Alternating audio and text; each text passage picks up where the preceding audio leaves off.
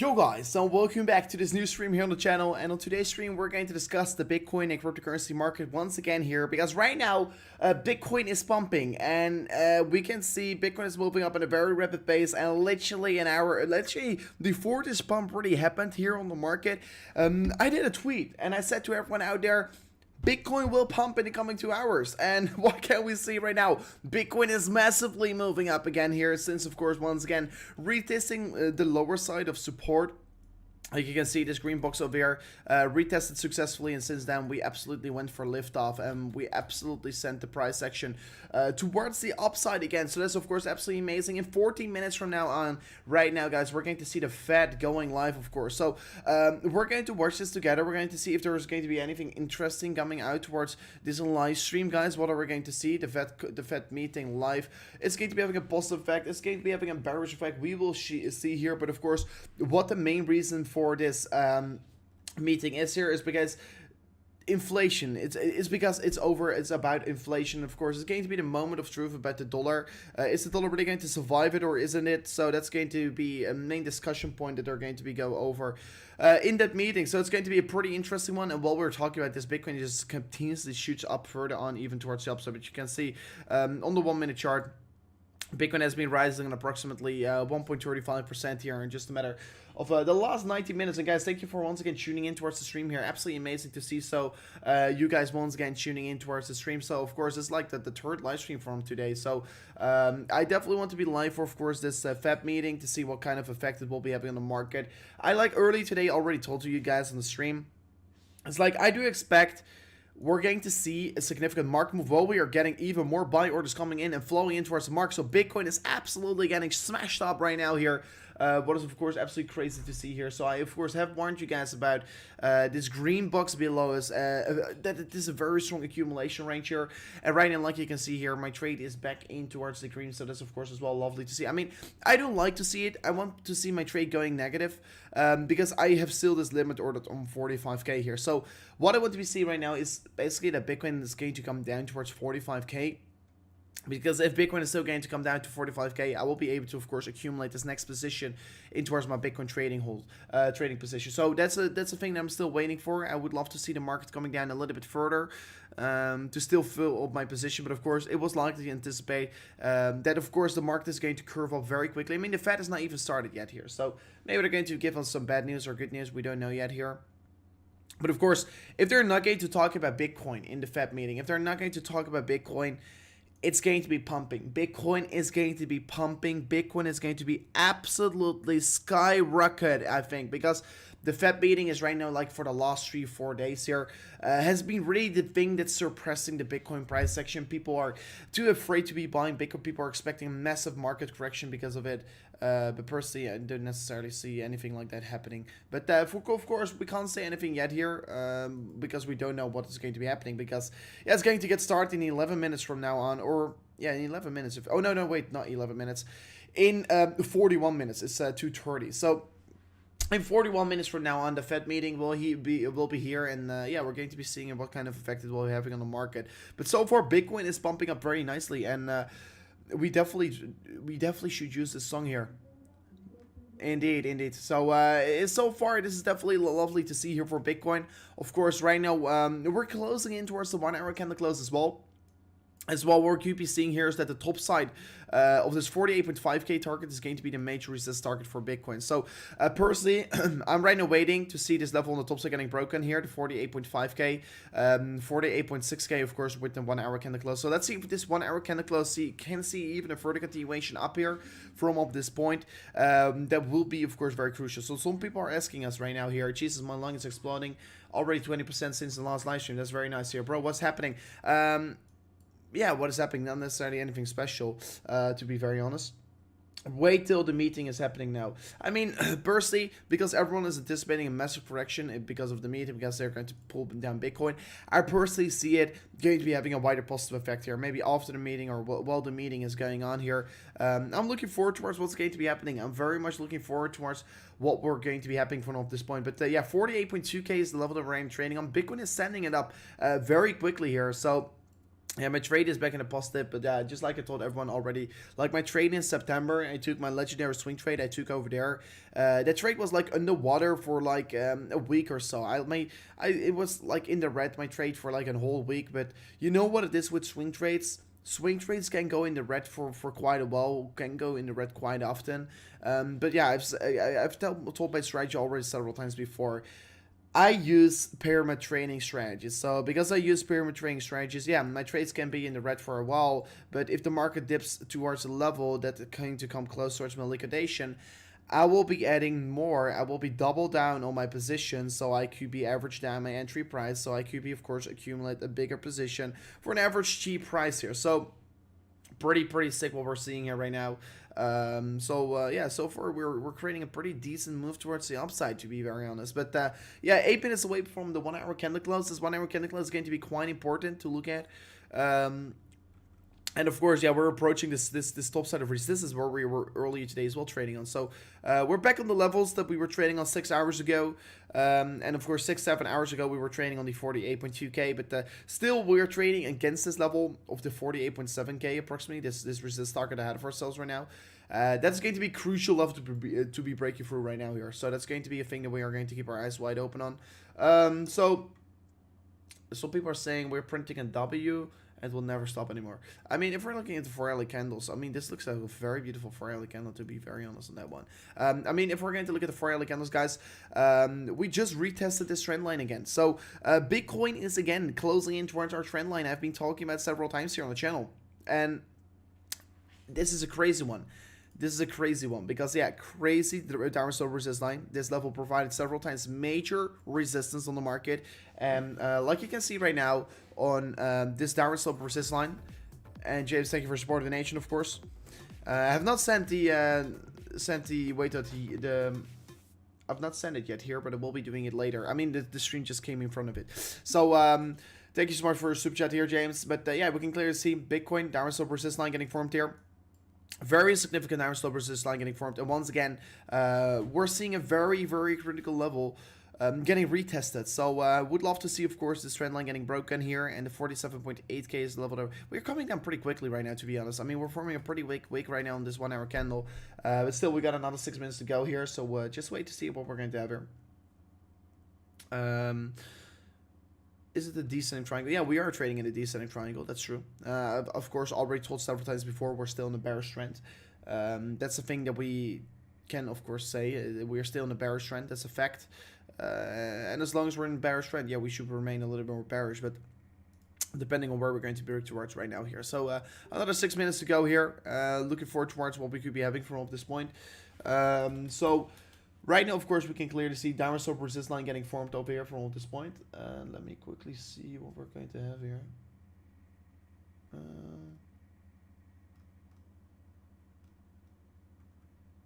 Excuse me.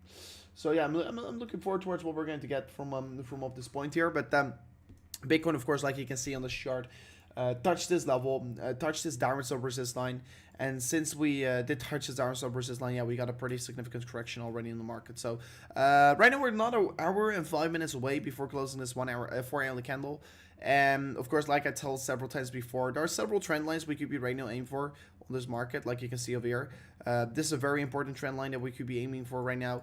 And as well, we have some very important resistance box that we should be looking at. Of course, this box over here, as well, trend box that we could be looking at. But basically, these levels and these trend lines here are going to be important and crucial to be breaking through, and of course to keep our eyes wide open on.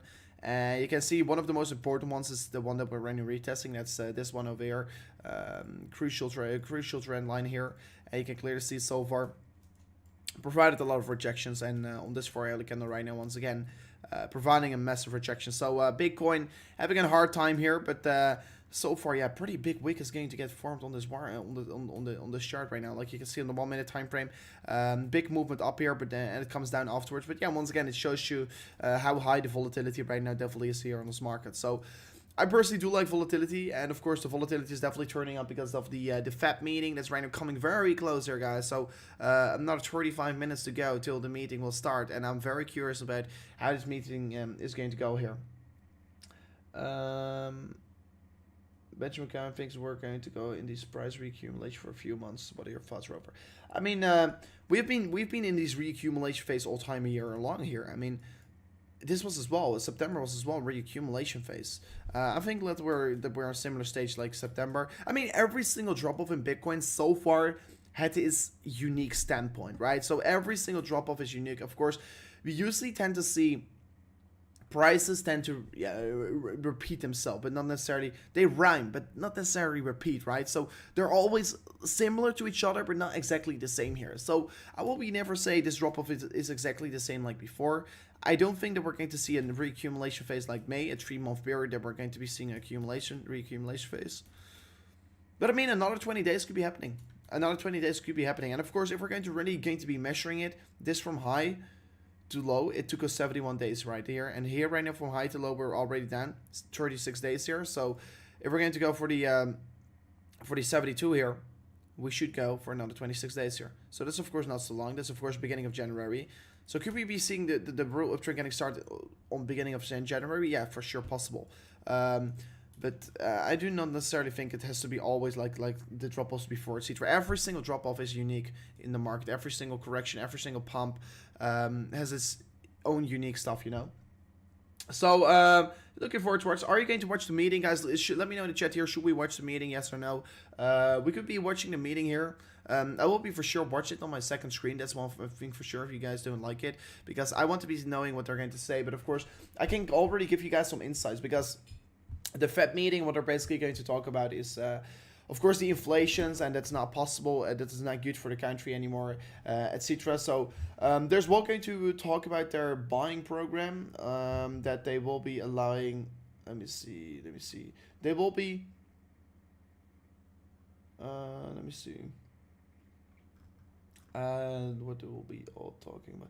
I mean, they're probably going to talk about some percent. Yeah, I don't know how you say it in English. I have to quickly search it up. But yeah, it's going to be a pretty interesting meeting. But yeah, it's basically going to come down. It's all about the dollar. So let's see if the dollar is going to come good out of it. And of course, if we're going to look at the DXY right now, of course, the QB as well shows some more volatility. Right now, it's curving back up here a little bit here today. But for sure, today is going to be an exciting day here. By the way, a lot of people talk about Cardano right now. Cardano is moving up very quickly on this 1 hour candle, of course, because Bitcoin starting to be curving up here. Yes, everyone's saying yes. Let's go over that here. Let's go over that. Of course, we can watch it together. Let's watch it together, and I will be just say some things. I will be we'll just watch it. Let me quickly adjust the title as well. Live meeting.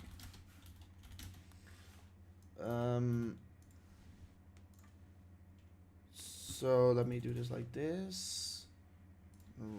I will be quickly adjusting the title. So we're going to be watching the Fed meeting then all together. I'm looking forward towards it. Looking very much forward towards it. So hopefully you guys are going to enjoy it as well here. I'm very curious about what they're going to say. I don't know exactly how long it will take here. When is it starting? It's starting in 30 minutes from now on. So we can see over here 2:30 p.m. ET. So for us right now, that's depending on your time zone or whatever. So it's starting in 31 minutes. So Bitcoin, by the way, is about to close this 1 hour candle in just literally 24 seconds. By the way, it curved up very quickly again here once it came down pretty significantly from its highs. This still decent 1 hour candle close that we got created over here. Bitcoin trap. The dollar's about to pump. No. They're printing another 2.5 trillion. How can it go up? Madness. I mean, they will just keep printing and printing. So don't you worry. Don't you worry. At Bitcoin, you're safe, man. FOD meeting, indeed. I mean, for me on right now, new candle got printed in literally the first 2 seconds of this candle. We are seeing a massive correction. We're seeing a massive 1 minute candle. And look at this 1 minute candle on the chart right now, guys. This is a crazy amount of volume entering the market. So guys, to be honest, volumes are running up pretty heavily right now in the market. This is of course pretty insane, and look how it is getting bought up already. This is particularly crazy, of course. So volumes are running up pretty high right now in the market. Of course, a lot of people anticipating the meeting, a lot of people anticipating their own things here right now in the market.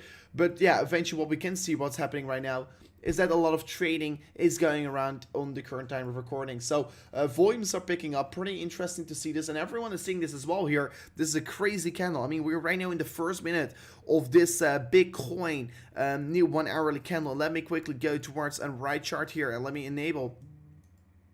Let me quickly go towards the chart here. Let me quickly enable the volume indicator. So let me go over some charts here where we could be reading volume from. So the volume is particularly high here, and just literally look at this 1 minute volume spike that we got on the market. So this is a particularly crazy spike here, like you can see right now. Oh my gosh, and we're falling down very quickly here. So this is pretty interesting. Bitcoin, of course, undoing all its hard work. It literally did a few moments ago here. So it's pretty interesting. Fought all around the table here, and let's see what's going to be happening. But literally, we're all the way down where we were trading on 26 minutes ago, so it's pretty unfortunate. But look at the amounts of volume. That is what is getting me pretty excited here. Look at the amounts of volume that are entering the market right now. Just literally seeing this in 1 minute candles, guys. So, though, to be very clear, these are not 1 hour candles, these are 1 minute candles. This is a crazy amount of volume that is getting entered on the market right now. So, of course, it looks to be that the Binance chart it's trading a little bit lower now, and it's trading on the same level. So yeah, market is coming down very quickly. Volume is of course particularly high here. So far, it looks to be a lot of sell pressure that's getting added towards the market. So let's see what's going to be happening. But so far, yeah, it's a pretty interesting start of the evening for me. Yeah, pretty interesting. Of course, 47.4k still is the level they're trading on. Of course, on the 1 minute, it does look a little bit worse than it actually is here, because on the 1 minute, everything looks just worse than it actually is here. So please take that in consideration as well here. But like you can see, it's just basically a thing that I was willing to show you guys here, is that the volumes are running up very high here. The volumes are very high. A lot of trading going around right now here. So people are saying sell everything right now. No, man, I'm not planning to sell off anything. Personally, I'm extremely bullish. Personally, I still think we're going to see a massive pump here in the coming 2 hours. I mean, so far, my prediction has been right here. I will keep mainly my eyes out on the charts. But guys, I said like to you guys out there, Bitcoin will pump heavily in the coming 2 hours. And so far, it played out. But Bitcoin even flipping its candle into the green, guys. So while we were just talking about massive volume, this is indeed massive volume that we're getting entered in the market. This is a crazy amount of volume that we are getting entered towards the market. And look at this volume turning up, and Bitcoin is absolutely pumping right now, guys. We are retest. Okay, guys, we're right now have to be getting very seriously because faking out the weekends. And Bitcoin is right now retesting the 48.6k. So to be very clear with you guys out there, the volume is absolutely insane. I love to see it. But to be very clear with you guys out there, we're right now trading on a very key level of resistance that Bitcoin has to be breaking through. But indeed, this is indeed an oh yeah worthy. So the chat is absolutely going nuts right now. But Bitcoin is doing a very strong job here. 48.5k is right in the level that we are right now seeing here. So pretty interesting what we're seeing. 48.4k.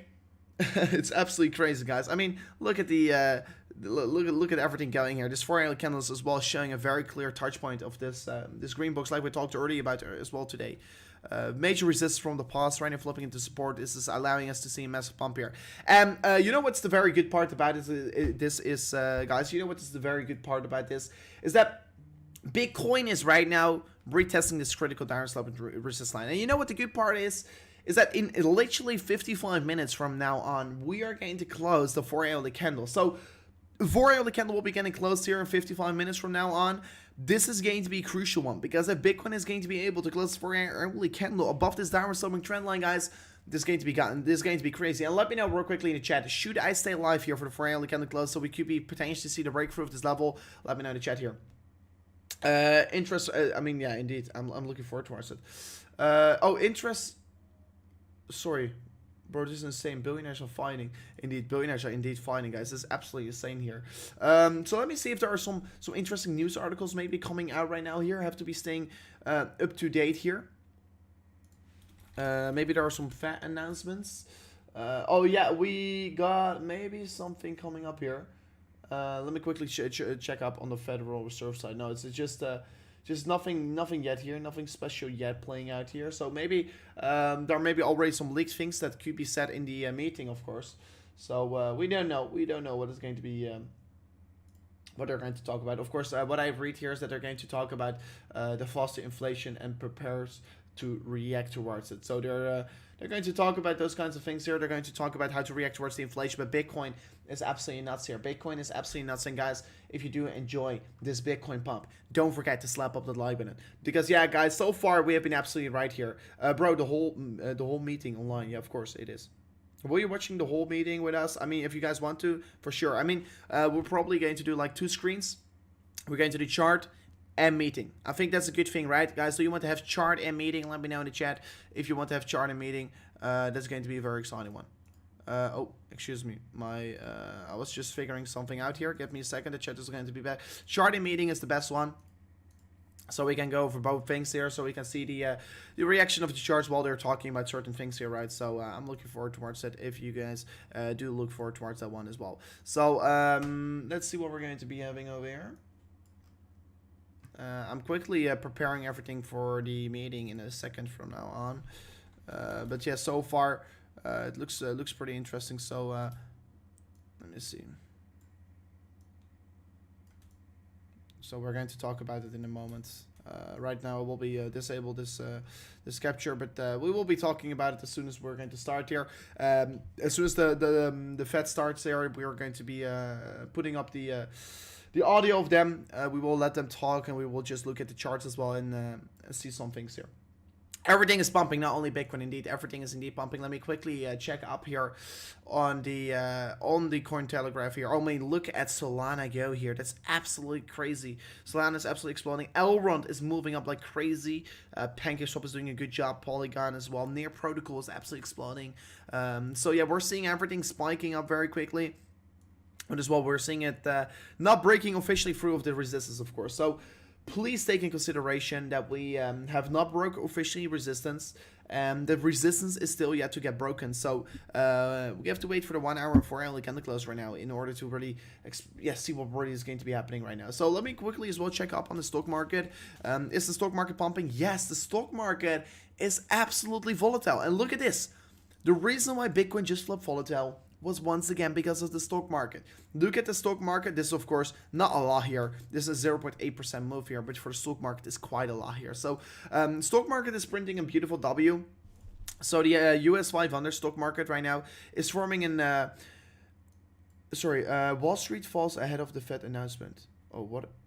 Wall Street falls... let me see. But yeah, what we're currently seeing here, watch CNBC, they got updates. Did CNBC got some updates? We will be checking it in a second here. But yeah, stock market right now, forming a W. Beautiful reverse structure getting formed there. Per se, that's going to be leaning towards a continuation up here. So far, it's as well reflecting itself in the Bitcoin price section. So it's looking very good here. It's looking very good, and the volumes are running up, and that's of course as well a thing that I love to see. I love to see volumes becoming high on these market moves, guys, right now. And of course, if you do want to be trading the market as well, guys, of course, I have warned everyone about it already. Of course, this is not the, you know, we are running in decent profits. It's not a lot. It's just a decent amount, you know. But if you, I mean, I've warned you guys about that we're going to make massive profits. And 49K, guys, we're back on 49K. This is crazy. Welcome back here. Bitcoin 49K. This is a crazy pump here. 49K here. Told you so.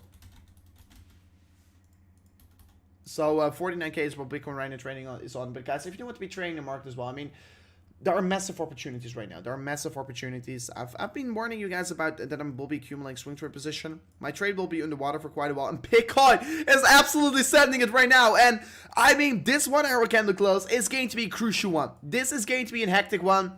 But guys, everyone is saying in the chat finally. I mean, I've been twittering over here. I have been saying to you guys out there, Bitcoin will pump hard in the coming 2 hours. And this was 1 hour ago. This was before this freaking big candle before was getting printed. You know why I said so? It's because everyone is expecting a major dump because of the Fed. And I personally thought, no, this is going to be resulting in a major Bitcoin pump because the price action has been suppressed by it the whole time. So looking forward towards what we could be having here.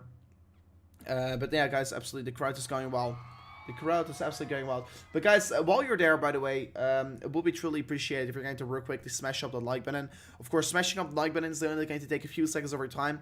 But like everyone do know here in the chat, like if you're going to smash up the like button right now here, you will be not only helping me out massively, but the whole cryptocurrency industry. Because the more People are going to smash up the like button right now here.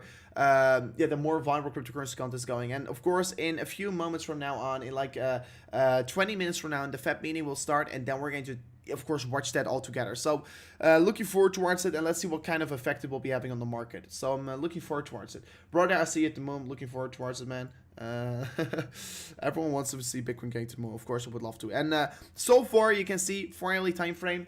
Descending triangle could be approaching right now critical resistance. This critical resistance could be getting broken. By the way, Ethereum almost above 4,000 US dollars again. Ethereum definitely outperforming Bitcoin massively right now. I need to pay for my spouse, so please keep going. So Bitcoin on the 4-hourly time frame approaching resistance, like you can see on this chart. There are two very important resistance targets on the Bitcoin 4-hourly chart, and this 4-hourly candle is going to close in 48 minutes, guys. And if we could be saying like for the 4-hourly candle close on this stream, it's going to be a crazy one. It's going to be a very, very crazy one. Creative as well here. Standing my boy Rover. It's absolutely a crazy one indeed. But yeah, looking forward towards what we're going to get here. But guys, I think we definitely keep singing the song, of course. And they keep bumping it up, guys. Let's go. And yeah, let's pump it up in the chat, guys. Let's pump it up in the chat. Let's go, guys. Let's say pump it up in the chat here, or dump it right now. Of course, depending what you want here. So, Mr. Marius, thank you for becoming a member. 48.7k for hourly close. So, it will be an amazing 4-hourly close if we could get it above that range here, in my opinion. Because everything above the 48k, 48.3k is going to be already pretty bullish, in my opinion. Because a close above the 48.3k is basically already going to be reflecting that we did clearly broke this important downward slope resistance line, right? So you can see over here, this is a crucial resistance line that we have formed on the market, and a 4-hourly candle close above of this range is going to be it's just going to be mean that it's going to be very, very bullish, because we are breaking very critical downward slope resistance. Of course, it's not on the weekend, it's just on a regular day, and while we're seeing so, the Fed is going to do their meeting about the dollar and about the inflations in just literally 28 minutes. So yeah, 18 minutes, not 28. 18 minutes from now on, the Fed meeting will start, guys, and we're going to be watching it all together. And everyone is saying it, pump it up. Let's go here. Why are we pumping? Because it's very easy to say why we're pumping right now. Bitcoin is pumping because the price action has been suppressed by the Fed meeting, because everyone is anticipating right now, still they're anticipating that the Fed meeting is going to result in Bitcoin seeing a very significant market correction. That is what people are anticipating right now here. And because of that, the price action has been suppressed. And right now it's not getting suppressed anymore. And of course, personally, I've been anticipating that this pump will be starting, like, let's say 30 minutes from now on, but it already started right now. But that's my reason why I do think so. But yeah, I'm looking forward towards it. Of course, what we do know as well here is that we're in a downtrend, and I've been explaining it several times before. Another reason why we're right now pumping is because of the stock market, because Bitcoin follows the stock market. And this chart, maybe you're asking yourself, what the frinkadunks are we looking at right now? We are looking at the US 500, so the S&P 500, and the S&P 500 is moving Bitcoin. Of course, right now we can see S&P 500 is massively pumping in the past 2 hours. Stock market is extremely bullish. Because the stock market is so bullish right now, it is dragging Bitcoin towards higher levels. And that is just having this bullish effect on the Bitcoin market right now. And that is just dragging Bitcoin towards the upside right now on the current time of recording. So yes, we do expected this Bitcoin pump already because of the Fed meeting, but as well because of the stock market right now pumping, we are moving up. And of course, like we can see right now in the stock market, we're forming a higher low over here, and this is of course a bullish bias pattern that we're creating because we're forming a W structure. And personally, I do expect a continuation getting formed towards the upside from this point. And if we're looking right now towards the stock market on how it generally has been recovering from the highs over here, it's right now only an approximately 1.7% down from all-time highs. So stock market is looking particularly good here. It's bouncing back very strongly, and I'm definitely looking forward towards how it is going to be ending right now. And I personally do expect a major continuation is about to get started, and Bitcoin is going to get dragged with it, and that's currently as well what we see here. So yeah, trade is doing decently. Not very special gains yet here. Like I told everyone before, I would love to see market going down further so I can accumulate more and bigger positions into my Bitcoin leverage trade here. Because what I'm personally right now anticipating here is that, like, I want to get as much of Bitcoin in leverage right now. Bitcoin's falling down very quickly here, like you can see. So let me go to the charts real quickly. And to be very honest, we're right now still 45 minutes away from the 1 hour candle close. Volumes are extremely high. We do not want to be seeing this 1 hour candle close with a wick on the top side. We do not want to see even this for 1 hour candle not close above this resistance box. I want to be seeing a close on this 1 hour candle above this red line of resistance, because if Bitcoin is not going to do so, it's going to be a very, very crazy one. We have to see a 1 hour candle close above this range. And of course, if we're real quickly going to look at the 1 minute candles, I mean, people are saying dumping. It's like it came down approximately 0.5% in 1 minute candle. But like you can see on this 1 minute candle, we're already up 0.3%. So indeed, Bitcoin is extremely volatile right now. Just give the market some time here. It could be moving up very quickly. It could come down as well very quickly. But basically what I was talking about here is that this red box here has been a very strong level of resistance, support over here, resistance, support, resist over here. And if we could be ready to see this this final breakthrough of this range here, this is going to be having a very bullish effect on the market. So please bear with me, and hopefully we could be seeing in this stream getting broken. But if this level will be getting broken here, this means that we are going to see positive volatility towards the upside, and it's going to be leading towards continuation towards higher targets for Bitcoin. But so far as well, 4 hourly candle has to at least close above 48.3k in order to stay bullish for the next 4 hourly candle close. So yeah, today we're going to witness everything as well. For everyone who doesn't know it yet, for everyone who just tuned into our stream, we're going to be watching the Fed meeting. So in 13 minutes from now on, the meeting will start. And that meeting, they're going to discuss the inflation, they're going to discuss the dollar. Basically, they're going to discuss the future of the dollar. And we're going to watch it all together. We're going to watch it together with the charts, how the charts react towards it. So if you want to be finding out about that one, don't forget to first of all, right away, slap up that like button and subscribe to the channel. So guys, by the way, if you haven't already liked the video, make sure to do so right now. Liking the video is absolutely going to take you a few seconds over time. And of course, what will be massively appreciated is like the more people that are going to smash up the like button right now, the more viral cryptocurrency videos are going, the more people will be getting exposed to crypto. So it will be truly amazing if you're going to smash it up right now here. So pump it up, baby. Best channel out there, man. I absolutely appreciate it. Absolutely appreciate it. So so far we're doing pretty good here, still holding up towards the highs here. And of course, if you haven't already slapped up the subscribe button as well to the channel, don't forget to do so right here.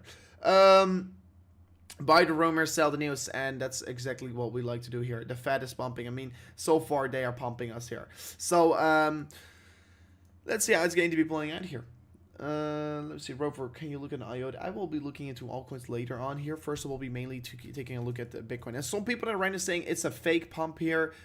You are not right here, because it's not a fake pump, because the stock market is moving with it as well. So it is definitely not a fake pump here. So please take that out of your mind here. If you're saying it's a fake pump, you probably do not even know what you're talking about, because yeah, Bitcoin is currently just moving with the stock market. So no, it's not a fake pump at all. And of course, if the stock market comes down from this point, yeah, we'll be dragging Bitcoin eventually with it as well. So no, it is not. It's not a fake point at all. A fake pump at all. By the way, at the same time, we do see the dollar index absolutely spiking here. So it's pretty crazy. Like, there's money flowing in towards assets right now, and the dollar index is pumping. So this is pretty crazy to see. You don't usually see these things coming together, but right now we do see these things coming together. Dollar index pumping, right now wicking already quickly to the upside, and of course it started really pumping like yeah, at the same time as Bitcoin and stock market did. So pretty interesting. Dollar index shooting up so quickly. They're coming down as well very, very quickly afterwards. So we're going to keep our eyes wide open right now here. What do you think about the 20 trillion volume on the total market cap, Rover? I think the volume is pretty good here, right? So if we're real quickly going to look here, 24-hour volume is like 100 billion right now. What I can see here on reported on coin market cap. So on 100 billion is pretty good volume that we do have over here, and Bitcoin has a 32 billion volume right now. So pretty high volume, pretty decent volume. Of course, we have seen way higher days, but so far, yeah, it's pretty exciting. Breaking news: Fed keeps the rates around. Does the Fed keeps their rates around 0.025? So I will be keeping my eyes out on CNBC as well. Federal Reserve. Are we going to? Here's what. Oh wait. Here's what changed in the new Fed statement. Oh, there is a new statement about the Federal Reserve. I can't go on the site because of a ad blocker. But there's already a new statement out, so probably like the things that are going to discuss are already a little bit leaked here. Will you be able to show the conference? Yeah, I will be showing the conference. So for everyone who's watching, we are going to show the conference. What are you right now? So guys, make sure to as well vote on our poll, on community post. I'll real quickly ask you guys if you're bullish or bearish right now. Federal Reserves keep, okay, this is the, don't spam please in the chat. Federal Reserves will keep the funds rates range unchanged. So it's pretty interesting. Doubles the pace of the tapering to 30 billion a month. That's crazy. That's crazy. So many newbies. But no, that's not true. The interest rates was already announced 20 minutes ago. Yeah, that's the reason why we moved up already. Because, yeah, like I told everyone before, I did tweet it about, right? So Bitcoin will pump hard. And I think Bitcoin will pump hard in the coming 2 hours. I said that. I quickly retweeted as well. I said that because the price action was suppressed because of the Fed. And the Fed right now said, okay, they're going to keep their Fed funds range unchanged. And that's the reason why Bitcoin moved up so quickly. That's the reason why assets moved in general up quickly. Not only Bitcoin, it's all assets moved up quickly. Like the US 500, the S&P 500 moved up quickly because the rates are not changing, you know. So the funds range is not changing. So yeah, pretty interesting what we saw over there. And that was, of course, the real reason why those volumes were particularly high here. But yeah, so far we're still trading on pretty crucial times there. It's going to go, the show is going to go live in 8 minutes, so it's going to be a pretty interesting one. If it comes down next hour, I will be very disappointed. I mean, Rahul, I will be pretty disappointed, but we're going to see what is going to be happening. We're going to see what kind of effect it will be having here. But to be honest, I don't really care if it's going to come down next hour because I told everyone before already. I would love to see market right now coming down towards 44K here. That's my dream scenario. I want to see the market coming down to 44K. Right now, I'm only $2,500 US profit. I mean, this is going to be a trade. I personally, you can't see it right now, but I've got like the 3.5 Bitcoin right now still on my trading account here on BYBIT. And my strategy right now with my trade here, I only accumulate 0.25 Bitcoin in this trade. And I am planning to be building up a trade to 3.5 to 3.5 Bitcoin on this trade. But how I always use my Bitcoins to be building up my trades here, while Bitcoin is even coming down further on 48.4K. So pretty interesting. But how I usually try to build up my trading positions on Bitcoin is not go all in at once. I average down my entry price because I am bullish on the coming month, on the coming 3 weeks of myself. I do think that from this point we're going to trade 20 or 30% higher in 3 weeks from now on. So that's the reason why I'm swing trading. So I'm not going to go all in one place now. I'm going to add more once the market comes down here, and I think that everyone should do so. I mean, a lot of profitable traders do use this strategy. I've been talking with a lot of people here lately. Once I was like in Abu Dhabi last weekend at the Formula 1 weekend. I spoke with a lot of interesting people that like professional swing traders, and they're using the same strategy as me. So it's really giving me a confidence boost as well. So I'm definitely looking forward to March, what's going to be happening. But Bitcoin is coming down pretty quickly, like you can see over here. Pretty significant wick is so far getting generated on this market. So do not want to be seeing the market coming down from this level. It's coming down here so far, and of course haters will say it's a fake pump, bears will be saying it's a fake pump, but like you can see, the stock market is coming down as well a little bit here. Of course we're seeing a little bit of this pressure getting released here because of the rates that are not changing. Good liquidation strategy, bear trap. I mean, indeed, it's definitely a liquidation strategy. To be honest, if we're going to look at the funding rates, we are not seeing a funding rates dropping positive yet here. We're still seeing the funding rates being negative, what means the market is still over leveraged towards the downside, so it doesn't make sense to see a massive shakeout towards the downside because it will be only making the shorters more richer. Of course, if we're looking at liquidations, yeah, we can see a lot of liquidation came towards this. Are these long liquidations? No, these are short liquidations like you can see over here.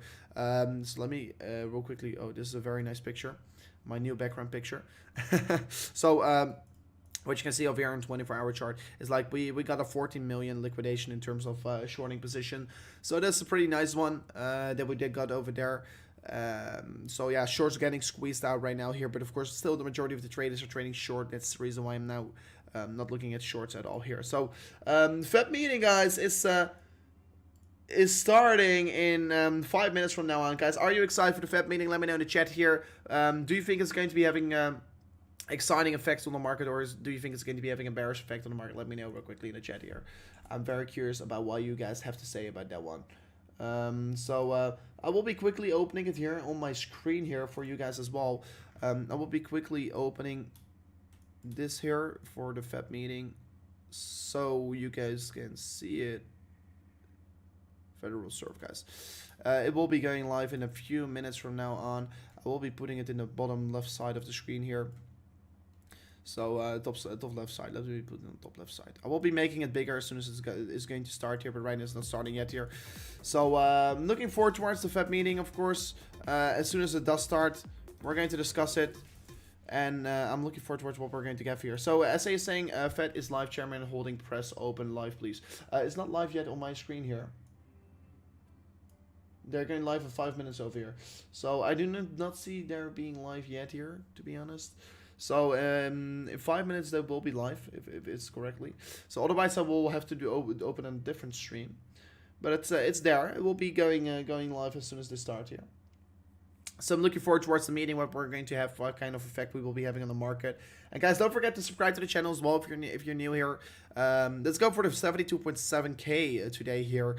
Right now moving up pretty quickly towards the target. So if you haven't already subscribed to the channel, don't forget to do so right now. We'll be truly appreciate it. Rates are going to rise, the market dump. Let's see what we're going to have here, man. Like the live, indeed, it will be truly amazing. Federal. Let's see.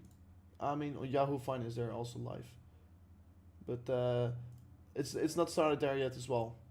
It's no place it started yet here. So on the top left side of the screen you can see the live stream of the live Fed meeting, guys. So let's watch it all together and give our live reaction towards it. Of course, what we do see there, what we do expect there. So guys, if you do enjoy it, don't forget to smash up the like button, of course.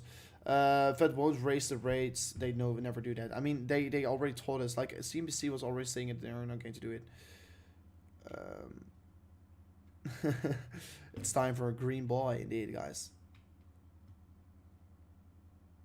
Let's see what we're going to have. Time is not running out. No, we have enough time. Time is on our side, especially in crypto. Time is on our side, guys, so can't wait for that. So another 32 minutes. I mean, talking about time here, not all the time is on the side, because I told everyone before, I need to see Bitcoin closing its 4-hourly candle above the 48.4k. If Bitcoin is not going to close its 4-hourly candle above the 48.4k, it's going to have a little bit more of a bearish edge here on this 4-hourly candle close. So in 30 minutes, we're going to close the 4-hourly candle. And that is going to be pretty crucial. And right now, in 2 minutes from now, the Fed meeting is going to start. And let's see if it could be having this positive edge on the market rather than this bearish edge here. So look at the S&P 500. Reason why Bitcoin is coming down massively right now is the S&P 500. Look at the correction it's getting generated. So S&P 500 shoot up massively towards the upside. And right now, of course, it came down again from that point. So far, it's pretty in the doji candle that we're forming. Of course, we can see still in the 2-hour time frame is that we're forming still this beautiful W. So continuation is still likely to generate towards the upside. Higher targets are still imminent in my opinion. But yeah, pretty interesting. Let me check as well on the DXY once again. DXY once again shooting up. Dollar index still shooting up here. But we're mainly going to look at Bitcoin and S&P 500 right now. So let's see what we're getting. Bitcoin is flipping its candle almost in the red here. This is a crazy correction that we're currently getting formed in the market. So exactly 1 more minute, guys. 1 more minute, and the Fed meeting is going to start, guys. Let me know in the chat what you guys think, what's going to be happening. Fed meeting is about to start here. It's going to be a very interesting one here. It's going to be a very interesting one what we're going to get from this point. Let me see.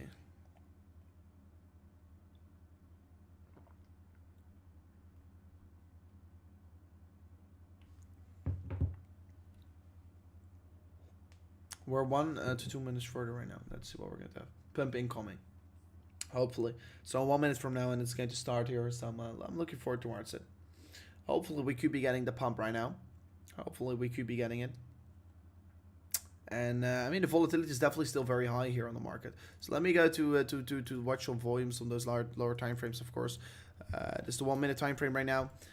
We can clearly see we're seeing curves up and down all the time here. So it's a very, very interesting amount of volume kind of coming in towards the market. So we're still waiting for the Fed. It's right now 2:30 at my place at least. So the meeting should start, and it is there. Good afternoon. At the Federal Reserve, we are strongly committed to achieving the monetary policy goals that Congress has given us: maximum employment and price stability. Today, in support of these goals, the Federal Open Market Committee kept interest rates near zero and updated its assessment of the progress that the economy has made toward the criteria specified in the committee's forward guidance for interest rates. In addition, in light of the strengthening labor market and elevated inflation pressures, we decided to speed up the reductions in our asset purchases. As I will explain, economic developments and changes in the outlook warrant this evolution of monetary policy, which will continue to provide appropriate support for the economy.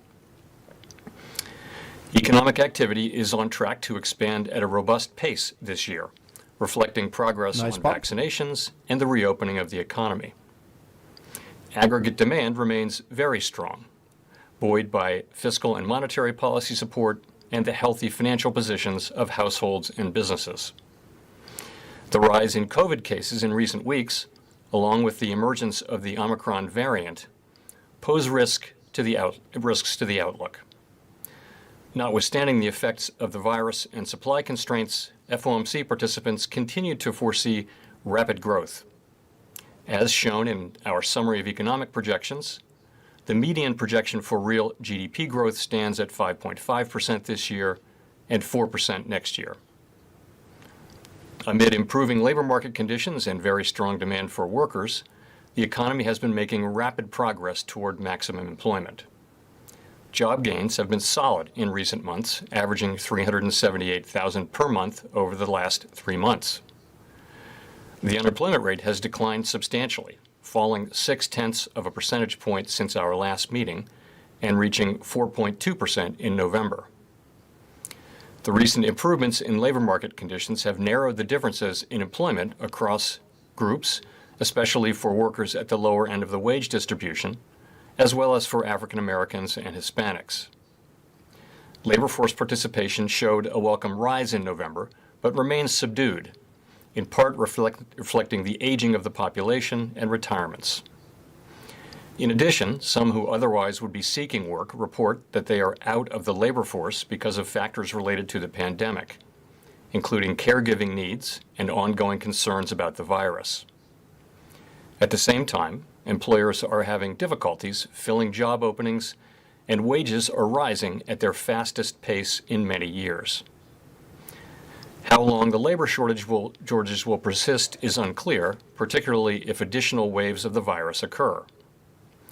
Looking ahead, FOMC participants project the labor market to continue to improve, with the median projection for the unemployment rate declining to 3.5% by the end of the year. Compared with the projections made in September, participants have revised their unemployment rate projections noticeably lower for this year and next. Supply and demand imbalances related to the pandemic and the reopening of the economy have continued to contribute to elevated levels of inflation. In particular, bottlenecks and supply constraints are limiting how quickly production can respond to higher demand in the near term. These problems have been larger and longer lasting than anticipated, exacerbated by waves of the virus. As a result, overall inflation is running well above our 2% longer run goal and will likely continue to do so well into next year. While the drivers of higher inflation have been predominantly connected to the dislocations caused by the pandemic, price increases have now spread to a broader range of goods and services. Wages have also risen briskly, but thus far, wage growth has not been a major contributor to the elevated levels of inflation. We are attentive to the risks that persistent real wage growth in excess of productivity could put to upward pressure on inflation. Like most forecasters, we continue to expect inflation to decline to levels closer to our 2% longer run goal by the end of next year. The median inflation projection of FOMC participants falls from 5.3% this year to 2.6% next year. This trajectory is notably higher than projected in September. We understand that high inflation imposes significant hardship, especially on those least able to meet the higher costs of essentials, like food, housing, and transportation. We are committed to our price stability goal.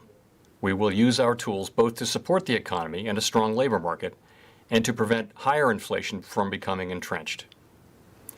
We will be watching carefully to see whether the economy is evolving in line with expectations. The Fed's monetary policy actions have been guided by our mandate to promote maximum employment and stable prices for the American people. In support of these goals, the committee reaffirmed the 0 to 1/4% target range for the federal funds rate. We also updated our assessment of the progress the economy has made toward the criteria specified in our forward guidance for the federal funds rate. With inflation having exceeded 2% for some time, the committee expects it will be appropriate to maintain this target range until labor market conditions have reached levels consistent with the committee's assessments of maximum employment. All FOMC participants forecast that this remaining test will be met next year. The median projection for the appropriate level of the federal funds rate is 0.9% at the end of 2022, about a half percentage point higher than projected in September. Participants expect a gradual pace of policy firming, with the level of the federal funds rate generally near estimates of its longer-run level by the end of 2024. Of course, these projections do not represent a committee decision or plan, and no one knows with any certainty where the economy will be a year or more from now. At today's meeting, the committee also decided to double the pace of reductions in its asset purchases. Beginning in mid-January, we will reduce the monthly pace of our net asset purchases by $20 billion for Treasury securities and $10 billion for agency mortgage-backed securities. Bump it up. If the economy evolves broadly as expected, similar reductions in the pace of net asset purchases will likely be appropriate each month, implying that increases in our securities holdings would cease by mid-March, a few months sooner than we anticipated in early November. We are phasing out our purchases more rapidly because with elevated inflation pressures and a rapidly strengthening labor market, the economy no longer needs increasing amounts of policy support. In addition, a quicker conclusion of our asset purchases will better position policy to address the full range of plausible economic outcomes. We remain prepared to adjust the pace of purchases if warranted by changes in the economic outlook. And even after our balance sheet stops expanding, our holdings of securities will continue to foster accommodative financial conditions. To conclude, we understand that our actions affect communities, families, and businesses across the country. Everything we do is in service to our public mission. We at the Fed will do everything we can to complete the recovery in employment and achieve our price stability goal. Thank you. I look forward to your questions. Thank you, Mr. Chair. We'll go to Rachel from the Washington Post. Thank you very much, Michelle, and thank you, Chair Powell, for taking our questions. The latest FOMC materials say that the FOMC thinks it will be appropriate to keep rates near zero until labor market conditions reach levels consistent with maximum employment, and there are also 3 rate hikes penciled in the projections for next year. In order to set up those hikes, what will maximum employment have to look like? When will you know that that threshold has been met? And how will that be communicated? Thank you. So maximum employment, if you look at our statement of longer run goals and monetary policy strategy, maximum employment is something that we look at a broad range of indicators. And those would include, of course, things like the unemployment rate, the labor force participation rate, job openings, wages, flows in and out of the labor force and various parts of the labor force. We'd also tend to look broadly and inclusively at different demographic groups. That's a judgment for the committee to make. The committee will make a judgment that we've achieved labor market conditions consistent with maximum.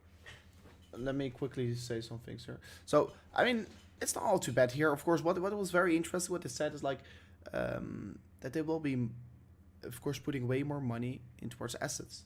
So, pretty interesting, not all too bad here. Everyone was anticipating a massive market crash on this meeting, but so far it hasn't happened. But maybe there's going to be some question that could be leading towards a market crash. But let me listen further.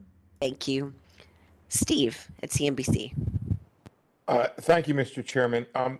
My question is, if it's often said that monetary policy has long and variable lags, how does continuing to buy assets now, even though it's at a slower pace, address the current inflation problem? Won't the impact of today's changes not really have any impact for 6 months or a year down the road on the current inflation problem? And aren't you actually lengthening that time by continuing to buy assets such that it could be not until the long and variable lag after you end purchases sometime in March that you'll start to have any impact on the inflation problem? So on the first part of your question, which is why not stop purchasing now, I would just say this. We've learned that in dealing with balance sheet issues, we've learned that it's best to take a careful, sort of methodical approach to make adjustments. Markets can be sensitive to it, and we thought that this was a doubling of the speed. We're basically 2 meetings away now from finishing the taper, and we thought that was the appropriate way to go. So we announced it, and that's what will happen. The question of long and variable lags is an interesting one. That's Milton Friedman's famous statement, and I do think that in this world where where the global financial markets are connected together, financial conditions can change very quickly. And my own sense is that they get into financial conditions affect the economy fairly rapidly, longer than the traditional thought of a year or 18 months, shorter than that rather. Volumes are still pretty high now. In addition, when we communicate about what we're going to do, the markets move immediately to that. So financial conditions are changing to reflect, the forecast that we made, and basically, which was I think fairly in line with what markets were expecting. But financial conditions don't wait to change until things actually happen. They change on the expectation of things happening. So I don't think it's a question of having to wait. Can I just follow up in thinking about having to wait? Is it still the policy or the position of the committee that you will not raise rates until the taper is complete? Thank you. Yes, the sense of that, of course, being that buying assets is adding accommodation and raising rates is removing accommodation. Since we're 2 meetings away from completing the taper, assuming things go as expected, I think if we wanted to lift off before then you would stop the taper potentially sooner. But it's not something I expect to happen. But I do not think it would be appropriate, and we don't find ourselves in a situation where we might have to raise rates while we're still purchasing assets. Okay, let's go to Colby at the FT. Thank you, Michelle. Chair Powell, I'm curious exactly how much distance you think there should be between the end of the taper and the first interest rate increase. Back in 2014, the guidance that was given was for the Fed funds rate to remain at the target level for a considerable time after the end of the asset purchase program. Is that an approach you support now, or does the current economic situation warrant something a bit different? Thank you. So we haven't made any decision of that nature, and so no, I wouldn't say that's our position at all. We really haven't taken a position on that. I will say that we did talk today. We had our first discussion about the balance sheet, for example, and we went through the way the sequence of events regarding the runoff and that sort of thing with the balance sheet last time. And I think people thought that was an interesting discussion. They thought that it was informative, but people pointed out that this is a significantly different economic situation that we have at the current time, and that the differences that we see now would tend to influence how we think about the balance sheet. And the same thing would be true about raising rates. I don't foresee that there would be that kind of very extended wait at this time. The economy is so much stronger. I was here at the Fed when we lifted off the last time, and the economy is so much stronger now. It's so much closer to full employment. Inflation is running well above target, and growth is well above potential. There wouldn't be the need for that kind of long delay. Having said that, we'll make this decision in coming meetings, and it's not a decision that the committee has really focused on yet. Let's go to Nick at the Wall Street Journal. Thank you. Nick Tamaros at the Wall Street Journal. Chair Powell, in March, you answered a question about maximum employment like this. You said 4% would be a nice unemployment rate to get to, but it'll take more than that to get to maximum employment.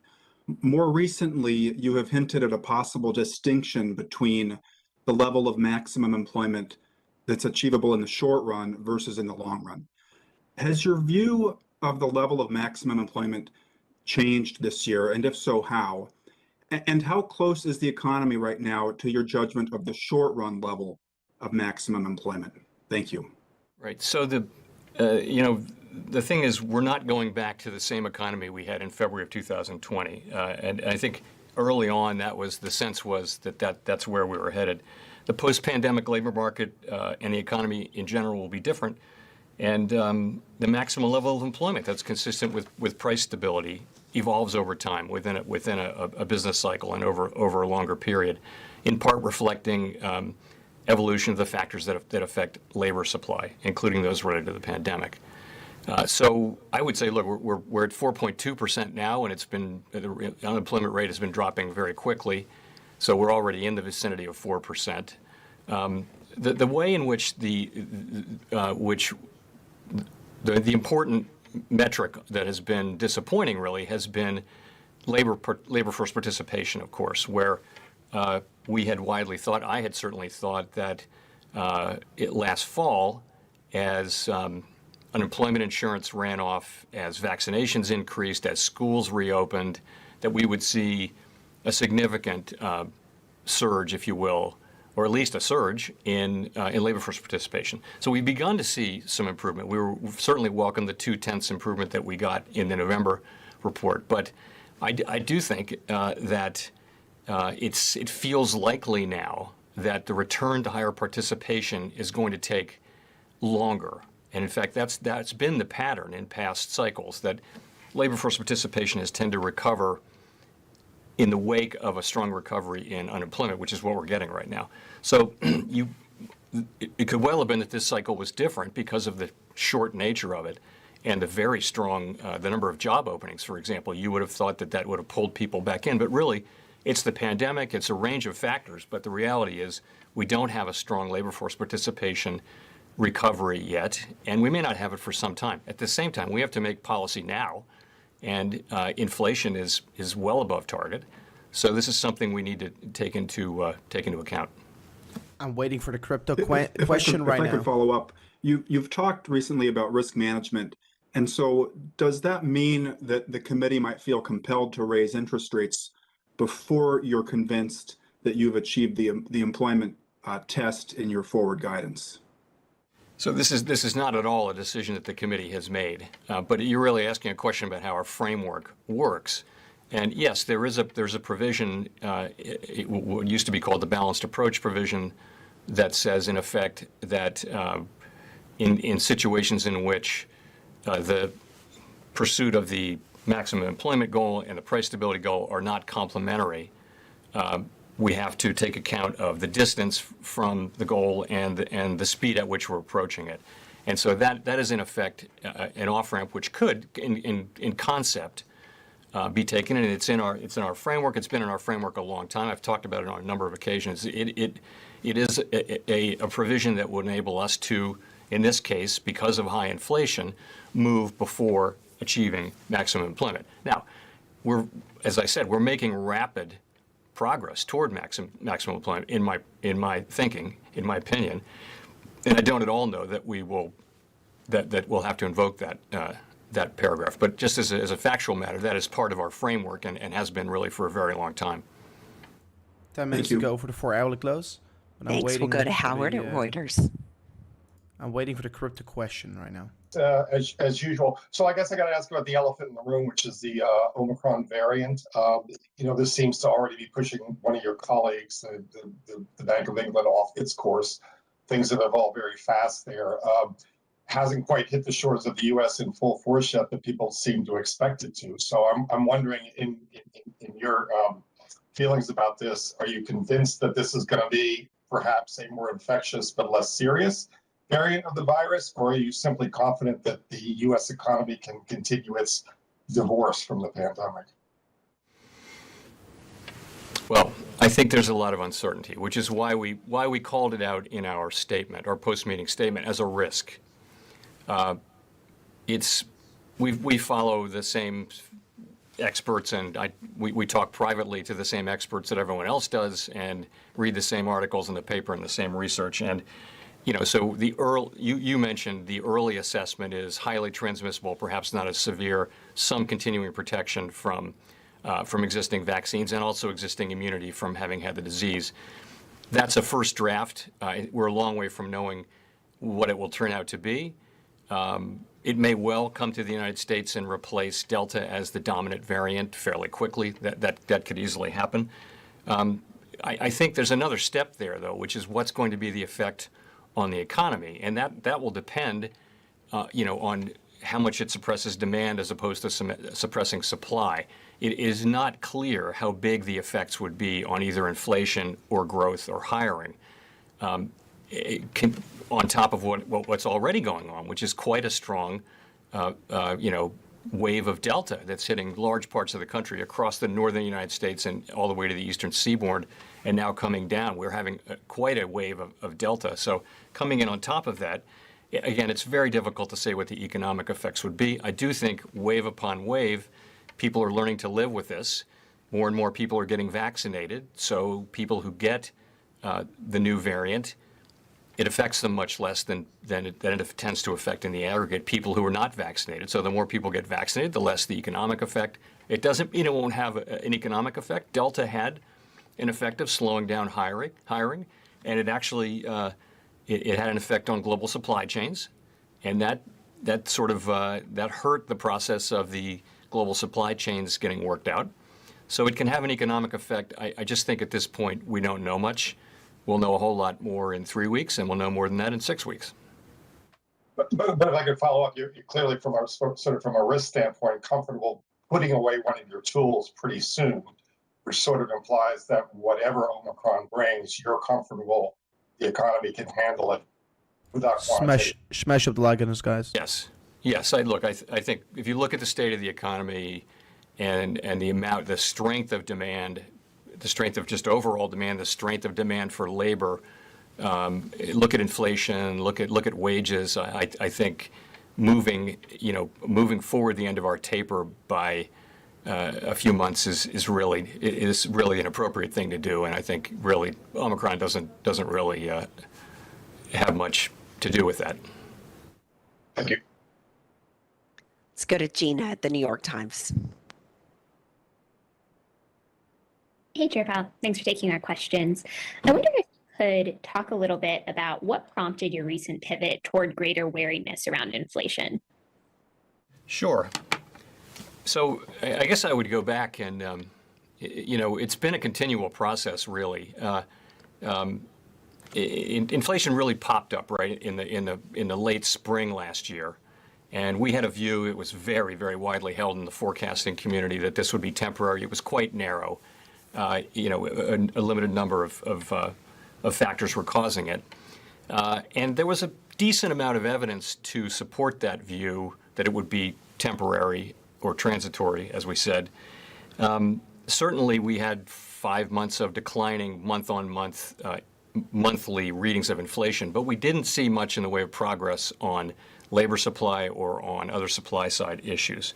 Then in September, I'd say after Labor Day, we started to see, it started to become clear that this was both larger in its effect on inflation and more persistent. And of course, I said so on many occasions. And one of the consequences of that is that we moved the taper forward. And it's a much faster taper than had been planned. So we've been adapting. I've been saying we're adapting our policy. So come to your real question. We got the ECI reading on the eve of the November meeting. It was the Friday before the November meeting, and it was very high, 5.7% reading for the Employment Compensation Index for the third quarter, not annualized, for the third quarter, just before the meeting. And I thought for a second there whether we should increase our taper. Decided to go ahead with what we had socialized. Then right after that, we got the next Friday after the meeting, 2 days after the meeting, we got a very strong employment report and revisions to prior readings and no increase in labor supply, which was And I honestly, at that point, really decided that I thought we needed to look at speeding up the taper, and we went to work on that. So that's really what happened. It was essentially higher inflation and faster, turns out much faster progress in the labor market. Really what's happening is the unemployment rate is catching up, seems to be catching up with a lot of the other readings of a tight labor market, 0.6 over one cycle. So that's really what happened. And, widely supported in the committee today, as you can see, unanimous vote. But beyond that, I think widely supported this move. If I could just follow up quickly, you noted that the ECI was one of the things that made you nervous, but you also said earlier that you don't see signs that wages are actually factoring into inflation yet. And I guess I wonder how you think about sort of the wage picture as you're making these assessments. Right. So what I said, you quoted me correctly. It's so far we don't see wages are not a big part of the high inflation story that we're seeing. As you look forward, let's assume that the goods economy does sort itself out and supply chains get working again, and maybe there's a rebalancing back to services and all that kinds of thing. But what that leaves behind is the other things that can lead to persistent inflation. In particular, we don't see this yet, but if you had something where real wages were persistently above productivity growth, that puts upward pressure on firms, and they raise prices. It would take something that was persistent and material for that to happen, and we don't see that yet. But with the kind of hot labor market readings, wages we're seeing, it's something that we're watching. And the other thing, of course, is rents, which are very important. Owner's equivalent rent and rent. That's another thing which is very economically sensitive. Unlike the things that are causing the inflation now, this is economically sensitive, and so would be expected to move up. And so as some things go down, the question is, where will we be when we come out the other side of this? And we need to keep our eyes on those things. Thank you. Thanks. We'll go to Chris at the AP. Thank you. Well, next year you could see growth slowing, and you could see some disinflation, particularly if the Omicron variant does spread more widely. Would you delay rate hikes in that situation, and how would you think about that? And also, how would you explain rate hikes if you do follow through in that kind of situation with inflation fading and growth slowing? How would you explain rate hikes to the public? 1 and 4 hour close in 2 minutes. It's going to be pretty important. The SEP is not a plan. It's not something we debate, negotiate over, or really discuss in terms of what the right answer should be. People write down their assumptions, their assessment of appropriate policy based on their economic forecast. And so the median, what you're talking about, the 3 rate increases, that's the median of the committee. The median of the committee is also that growth will be 4%, and that unemployment will be 3.5% by the end of the year. So that's a really strong economy. And of course, if the economy turns out to be quite different from that, then so will the rate. No one will say, oh, we can't change our policy because we wrote something down in December. That no one's ever said that or will. It will. The actual rate decisions we make will depend on our evolving assessment of the forecast. So, for example, if the economy were to slow down significantly, then you would expect that would have an effect of slowing down rate increases. But we'd have to, we look at our 2 goals, maximum employment and price stability, and we make policy based on them, and not with respect to what we wrote down in a prior SEP. Thank you. Let's go to Victoria Guida at Politico. Hi, Chair Powell. I wanted to follow up on maximum employment. So, the new framework was basically designed, as I understand it, so that there was a de-emphasis on guessing where inflation would pick up because of employment. And basically, you were going to wait until you saw the whites of the eyes of inflation, and that's how you would kind of know that you reached maximum employment.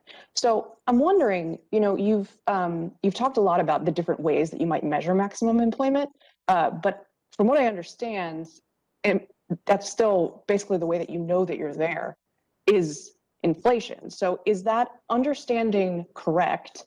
And how are those signals likely to be clear right now, given that you have inflation that's caused by these supply chain disruptions that might also lead to inflation in wages and those sorts of things? So how do you sort of like tease out the signal of maximum employment?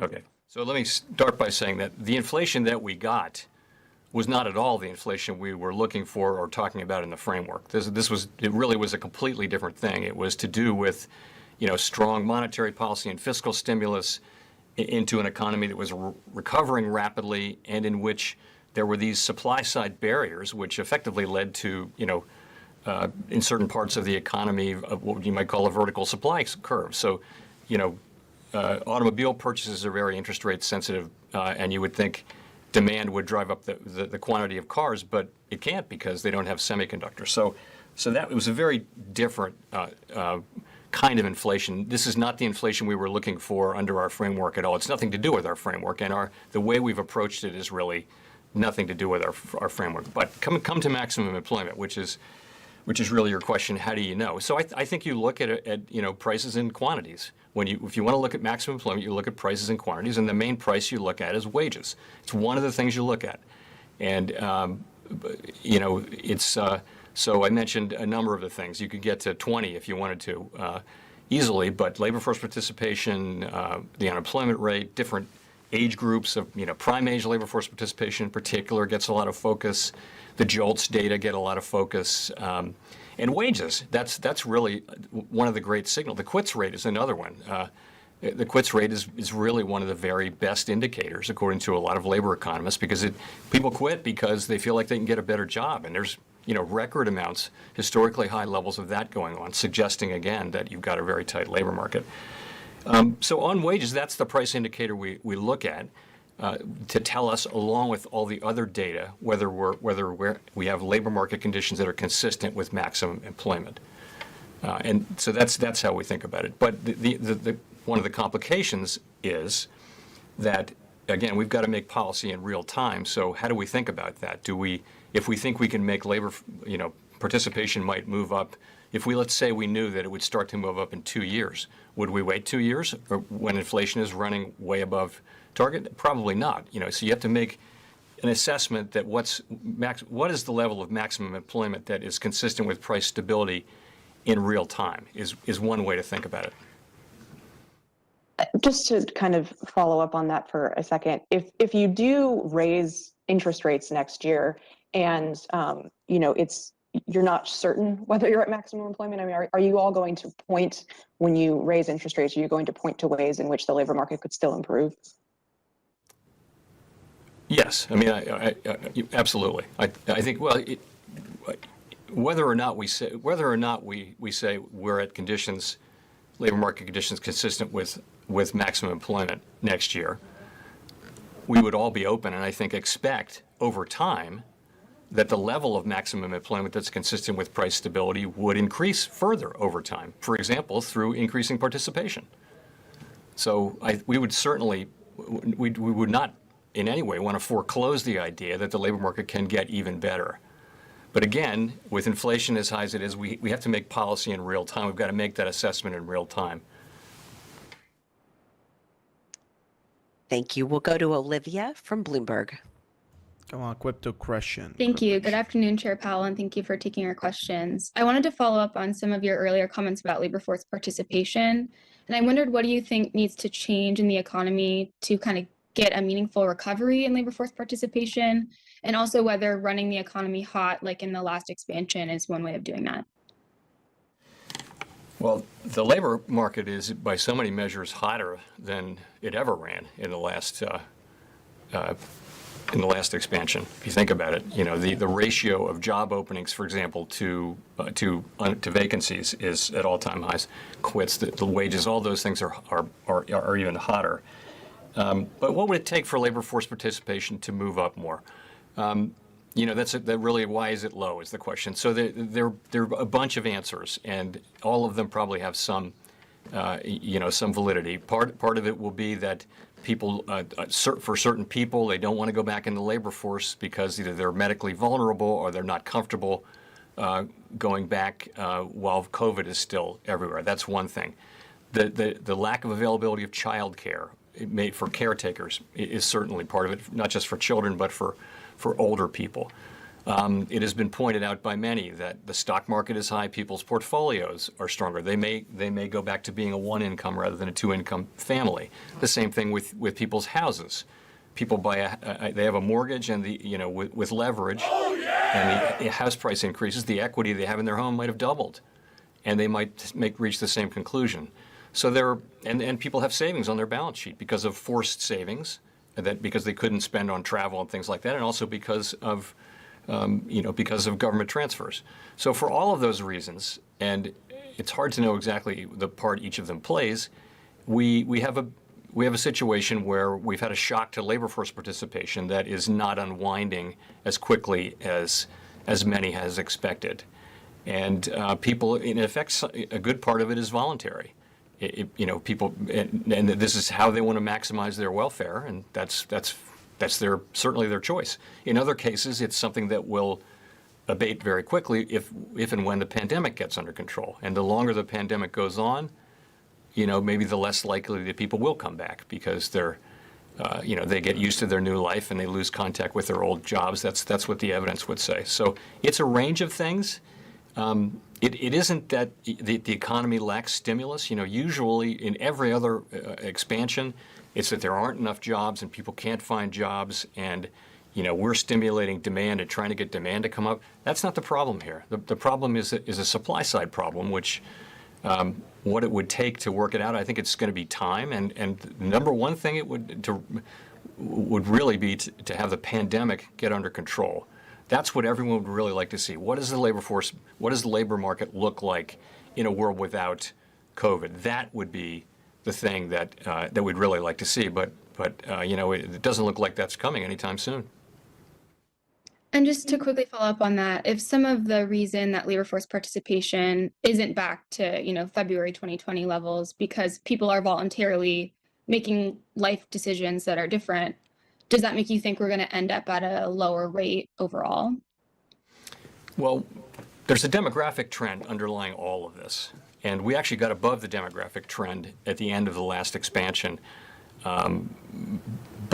So one would expect over time that labor force participation would move down because an aging population, the older people are, the lower their participation rate is. So you would expect that the trend would be lower and that over time participation would move down.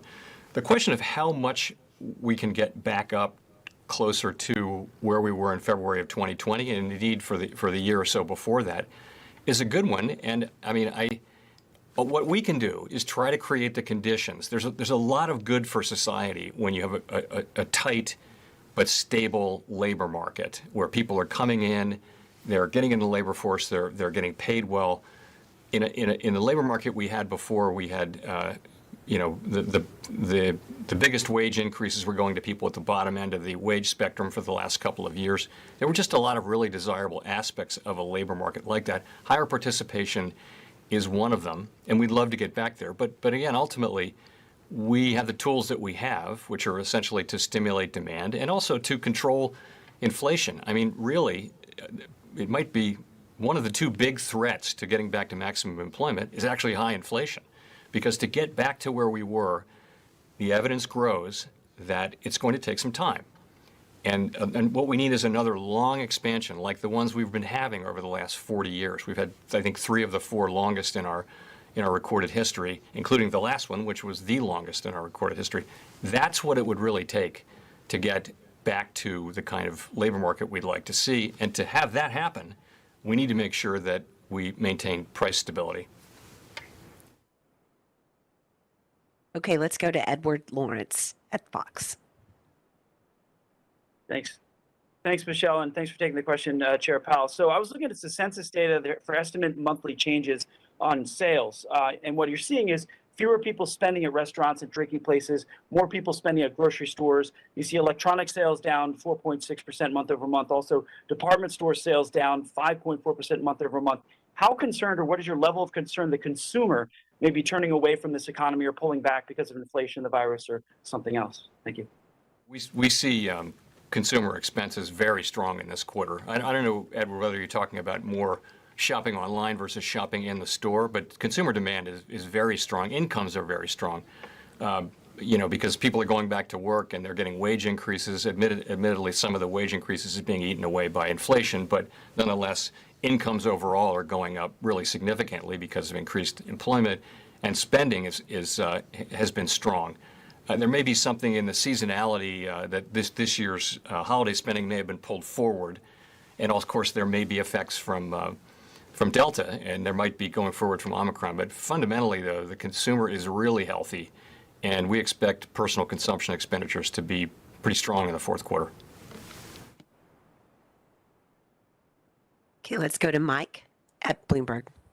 Come on with the crypto question. Mr. Chairman, the median forecast for inflation in this month's or this meeting's economic projections has been revised up significantly for 2021, but barely moved for 2022 and 2023. You've said you expect inflation to fall significantly. Is that because you're going to raise interest rates, or because the virus is going to fade and the effects are going to fade? In other words, is it a question of when, not if, you raise interest rates? And does it suggest that maybe your critics are correct and you might be afraid you're behind the curve? So actually, I'm looking at the SEP here, and the median forecasts for core and headline inflation did move up by 0.4 each. So that's a significant, in an SEP, that's a pretty significant move up.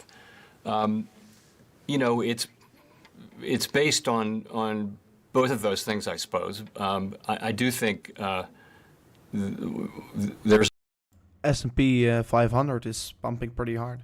That the bottlenecks will alleviate sometime over the course of this year. If you look at where blue chip forecasts are, which is the group of well-resourced large forecasting operations with a long track record, they'll show inflation coming back down significantly toward the back end of next year. I would say, though, as well, that our policy should begin to have an effect. There will be a lag, but it should begin to have an effect on that as well. That's the most likely case. I guess what the thing I would want to say, though, is we can't act as though that's a certainty, and we're not going to act as though that's a certainty. There's a real risk now, I believe, that inflation may be more persistent, and that may be putting inflation expectations under pressure, and that the risk of higher inflation becoming entrenched has increased. It's certainly increased. I don't think it's high at this moment, but I think it's increased, and I think that's part of the reason behind our move today, is to put ourselves in a position to be able to deal with that risk. And I think we are in a position to deal with that risk. We need to see more data. We need to see how the inflation data and all the data evolve in coming months. But we are prepared to use our tools to make sure that higher inflation doesn't get entrenched. For one reason, as I just mentioned, it's one of the two big threats, the other being the pandemic itself, to getting back to maximum employment. Let's go to Michael Derby, The Wall Street Journal. Yeah, thank you for taking my question. So as the Fed shifts towards an accelerated taper, I wonder what your read is on financial stability risks right now. I mean, these periods can be, it seems like the taper process has gone fairly smooth so far, but, what do you see in terms of stability risks? Are there any parts of the financial sector that concern you right now? And are there any significant systemic issues that are on your radar, maybe from the cryptocurrency sector or something like that? We have had now for a decade and more a four-part financial stability framework that we use so we can hold ourselves to the same kind of framework and not just treat each event individually. And there are four key areas: asset valuations, debt owed by households and businesses, funding risk, and leverage among financial institutions. So I would say asset valuations, I'm going to go really superficially here, but asset valuations are somewhat elevated, I would say. Debt owed by businesses, and households. Households are in very strong financial shape. Businesses actually have a lot of debt, but their default rates are very, very low. But nonetheless, it's something we're watching. Funding risk is by and large low among financial institutions, but we do see money market funds as a vulnerability, and would applaud the SEC's action this week. Leverage among financial institutions is low in the sense that capital is high. So overall, financial stability. That's how I would make an overall characteristic, but we break it down into those pieces. In terms of the things that we're looking at, it's the things we've already talked about to some extent. It's the emergence of a new variant that could lead to significant economic. If there were to be a variant, for example, that were quite resistant to vaccines, it could have another significant effect on the economy. We don't see that. We don't have any basis for thinking that the new variant that we have is that one, but it's certainly one we're looking at. I would say, cyber risk, the risk of a successful cyber attack is, for me, always the most, one that we would be very difficult to deal with. I think we know how to deal with bad loans and things like that. I think more a cyber attack that were to take down a major financial institution or financial market utility would be a really significant financial stability risk that we haven't actually faced yet. So I could go on with a list of horribles, but I think that's a decent picture of where I would start.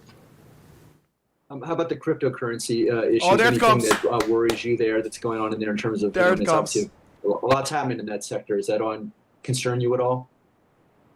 I think the concerns there are not so much current financial stability concerns.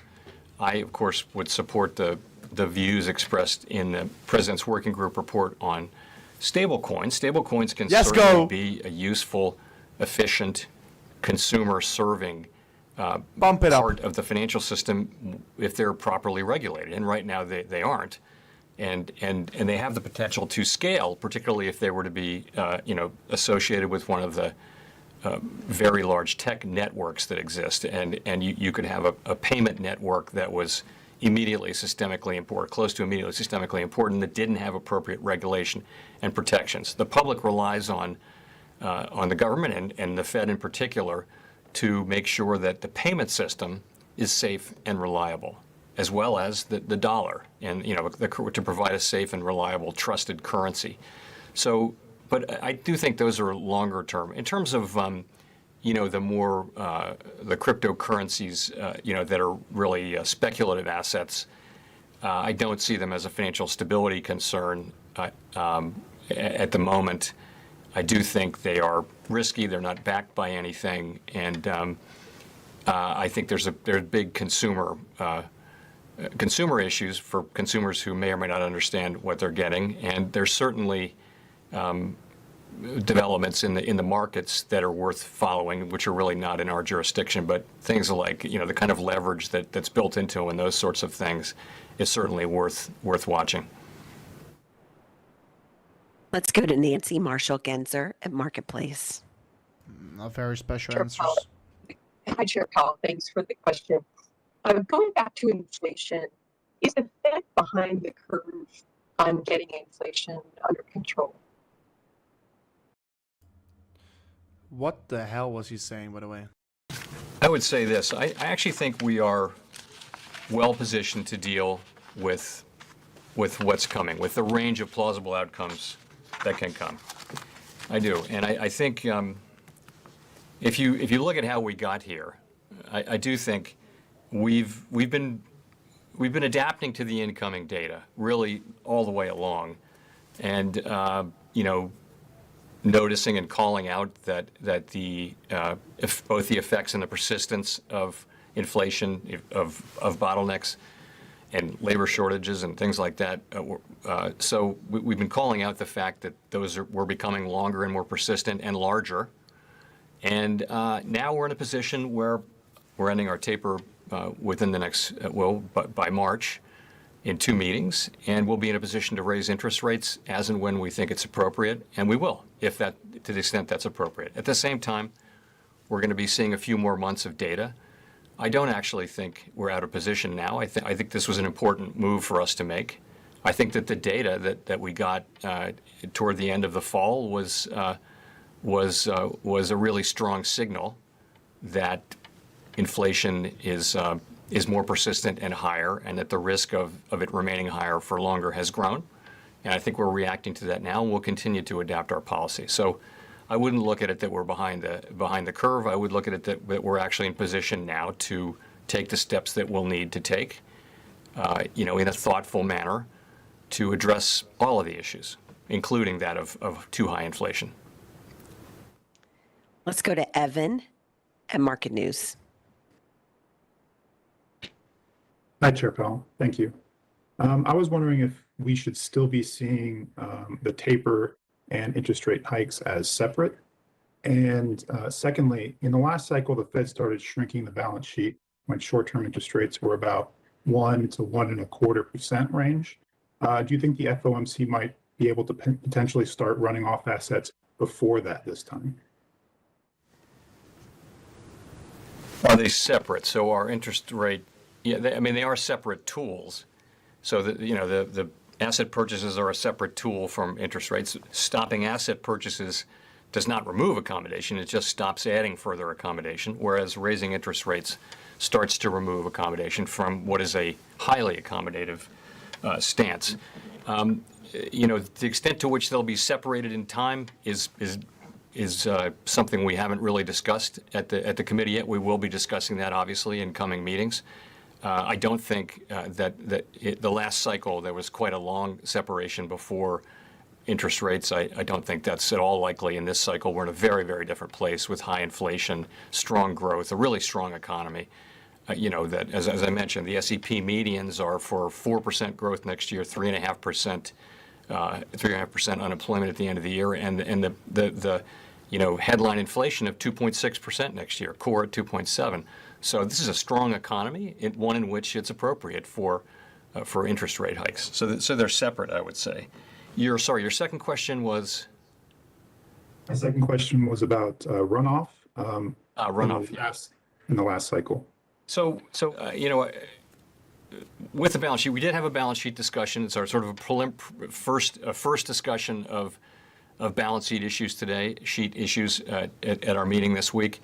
We'll have another at the next meeting and another at the meeting after that. I suspect these are interesting issues to discuss. Didn't make any decisions today.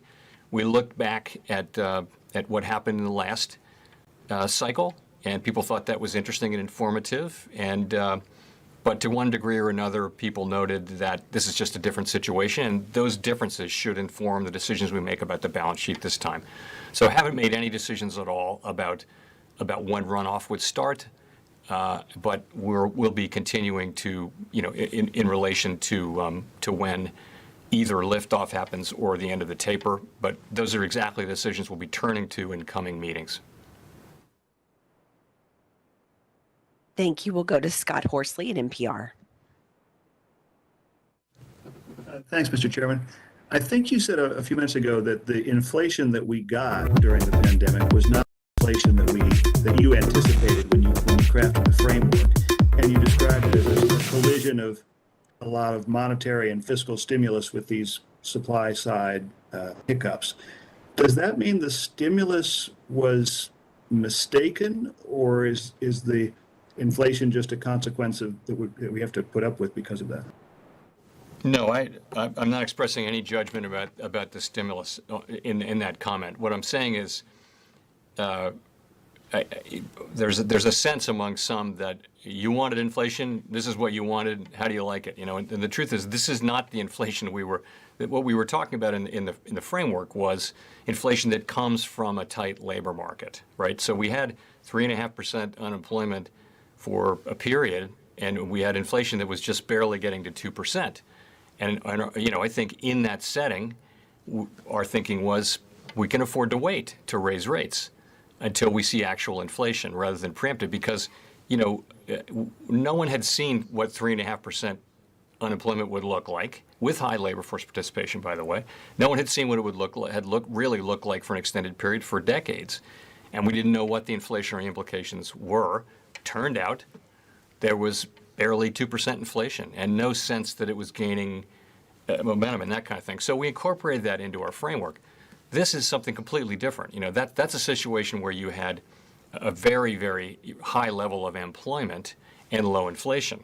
This is literally the opposite, or it has been the opposite, where we have very high inflation, and we've had it since the labor market was in terrible shape. It had nothing. So far, this inflation has really nothing to do with tightness in the labor market. It does have to do with strong demand, and strong demand was supported by the Fed. It was supported by Congress. I'm not making any judgments on Congress. It's not my job, but I will just say we're coming out of what we certainly hope will be a once in a lifetime, certainly historic, the first really global modern pandemic, which looked at the beginning like it might cause a global depression. And, so we threw a lot of support at it. And what's coming out now is really strong growth, really strong demand, high incomes and all that kind of thing. People will judge in 25 years whether we overdid it or not. But, the reality is we are where we are. And, we think our policy is the right one for the situation that we're in. Thank you. Let's go to Brian Chung. Hi, Chairman Powell. Wanted to ask about the bond markets. When you see the 10-year at 146 basis points, do you have any sort of concerns about an environment by which you might be hiking interest rates into? Would you prefer the curve be a little bit steeper? What are you gleaning from the bond market actions over the last 6 weeks? So I think the short end actions are easy to understand, which is, they're basically very policy sensitive rates at the short end, and it makes sense that's reacting to changes in expectations for policy. I think a lot of things go into the long rates, and the place I would start is just look at global sovereign yields around the world. Look at JGBs, look at bunds, and they're so much lower. You can get a much higher yield on U.S. Treasuries by buying USTs rather than bunds, and you can hedge the currency risk back into yen, back into euros, and still be way ahead. So in a way, it's not surprising that there's a lot of demand for U.S. sovereigns in a world, in a risk-free world where they're yielding so much more than bunds or than JGBs. So that's a big part of it. I also think, there may be some assessment in there of what the neutral rate is or what the terminal rate is. I don't know about that, but I would just say that we write down our own estimates of the terminal rate or the neutral rate of interest. Those are highly uncertain, and we'll make policy based on what we're seeing in the economy rather than based on what a model might say the neutral rate is. We all have the experience of the last cycle, where we all through that cycle were trying to estimate what the neutral rate was, and it turned out, I think we learned a lot from seeing what happens. We wound up cutting rates 3 times after raising them to 2.25% to 2.5%. So I'm not troubled by where the long bond is. I see that it's low. We're really focused on broader financial conditions. We're focused on maximum employment and price stability. Thank you. For the last question, we'll go to Greg Robb. Thank you very much. Chair Powell, I was wondering if wanted to give you the opportunity to talk about something I've heard that's been discussed, that your pivot towards a tighter policy, hawkish policy stance had something to do with the timing of your re-nomination by the president. Thank you. Sure, I'd be happy to talk about that. So as I mentioned, we got the ECI reading just before the November meeting. We got the labor market report 2 days after the meeting, and then 1 week after that, I think on the 12th of November, we got the CPI reading. It was really the CPI reading in concert with those two, and I just came to the view over that weekend that we needed to speed up the taper, and we started working on that. That's a full 10 days or so before the president made a decision on renominating me. So honestly, it had nothing to do with that at all. And I just thought this is what we got to do. My colleagues were out talking about a faster taper, and that doesn't happen by accident. They were out talking about a faster taper before the president made his decision. So it's a decision that effectively was in more than in train, and to the point where people were talking about it publicly. So That's what happened, and it had absolutely nothing to do with it whatsoever. We're always going to just do what we think is the right thing, and I certainly will always just do what I think the right thing is for the economy and for the people that we serve. Just a quick follow-up. I guess that some people are saying that it was the the stimulus in March that was sort of over. We didn't really need all that stimulus, and that there was talk even then that would be a mistake and it would lead to higher inflation, and perhaps that you didn't push back as much as you might have otherwise. I didn't push back at all, and the reason I didn't, and there was lots of talk about that, but not from the Fed, because that is not our job. We are not the CBO, and we're not elected by anybody. So we take fiscal policy as it arrives at our front door, and we don't comment. We make our own assessments inside the Fed, but it's really not our role. And I think very important that we stay out of that business, no matter who's in the White House, who's in Congress. It's just not our job, and it's something we avoid pretty assiduously. Thank you. Thank you. Thank you, Mr. Chair. Thank you, everyone.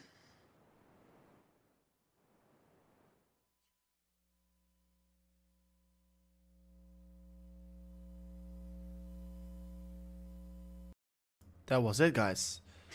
The event right now ended. So that was the press conference. The press conference from the Fed. Was it all too bad? No, I don't think so. Was this a reason to be saying the whole day the market was going to crash? No, I don't think so. I don't think so. That's a good thing to say. Was it interesting? Yes, it was. Did he talk about Bitcoin? Yeah, eventually we waited for it quite a while, but eventually, yeah, he talked about Bitcoin. He talked about crypto. And he said that crypto is not backed by anything. Bitcoin is not backed by anything. It's backed by thin air. That's literally what he said. And then the question comes here. Is the dollar backed by anything? No, of course not. The dollar is backed by literally nothing. So, yeah, pretty interesting what we got there with the Fed meeting. So yeah, he talked about Bitcoin, was pretty interesting, and saying it's like based on thin air, like it's not backed by anything. But of course, the dollar is absolutely backed by nothing. So that's a little bit, not fair to say in my opinion. But of course, he said so. But yeah. While he talked about Bitcoin, he said as well he was interested in stable coins, on improving the industry on stable coins. And that is pretty interesting because that could be having, of course, a wider future. Of course, we do know that they're already looking towards that. But of course, I do know why we do like that. Of course, I do know why they do like stablecoins is because stablecoins, they could be minting. They could be minting tokens. That is why they are into stablecoins. They like to see that. They like to see that kind of stuff, of course. So, yeah, it was a pretty interesting one. We listened to the whole press conference. And right now, we have not seen a Bitcoin dump. Of course, we did saw Bitcoin closing its 4-hourly candle above a very important level here, above this 48.2k level. There was an amazing one that we did saw that. And of course, finally we broke above this downsloping trend line, and right now we could be heading towards this different trend line that we're right now trading against. So Bitcoin is looking particularly strong right now. Bitcoin is looking particularly decent, and it's looking like it's holding up very well here as well. Broke above this 1 hour resistance line here. Right now it's approaching the next one here. But personally, yeah, there was way too much FUD here. There was the reason why we, of course, once again moved up here. The initial movement towards the downside, we got that generated purely because people were afraid about what was happening here with the Fed meeting. So I'm very happy the Fed meeting is right now behind us. We have not seen a necessarily very significant bump while he was starting to talk about crypto. Yeah, we saw this minor movement up here. It was this one over here, I think. Yeah, it was like a 0.6% move here, but nothing all too special happened once he was going to talk about Bitcoin and crypto. But pretty interesting as well. I tweeted about it. Like, let me quickly refresh this page here. But yeah, I quickly tweeted about it as well here. Like, he said, quote of the meeting, of course, crypto is not backed by anything, but like the dollar is backed by anything, of course. But yeah, that was pretty funny that he did said that. The Bitcoin is, by the way, shooting up very quickly towards the upside right now here. Of course, the meeting is behind us. The meeting is closed.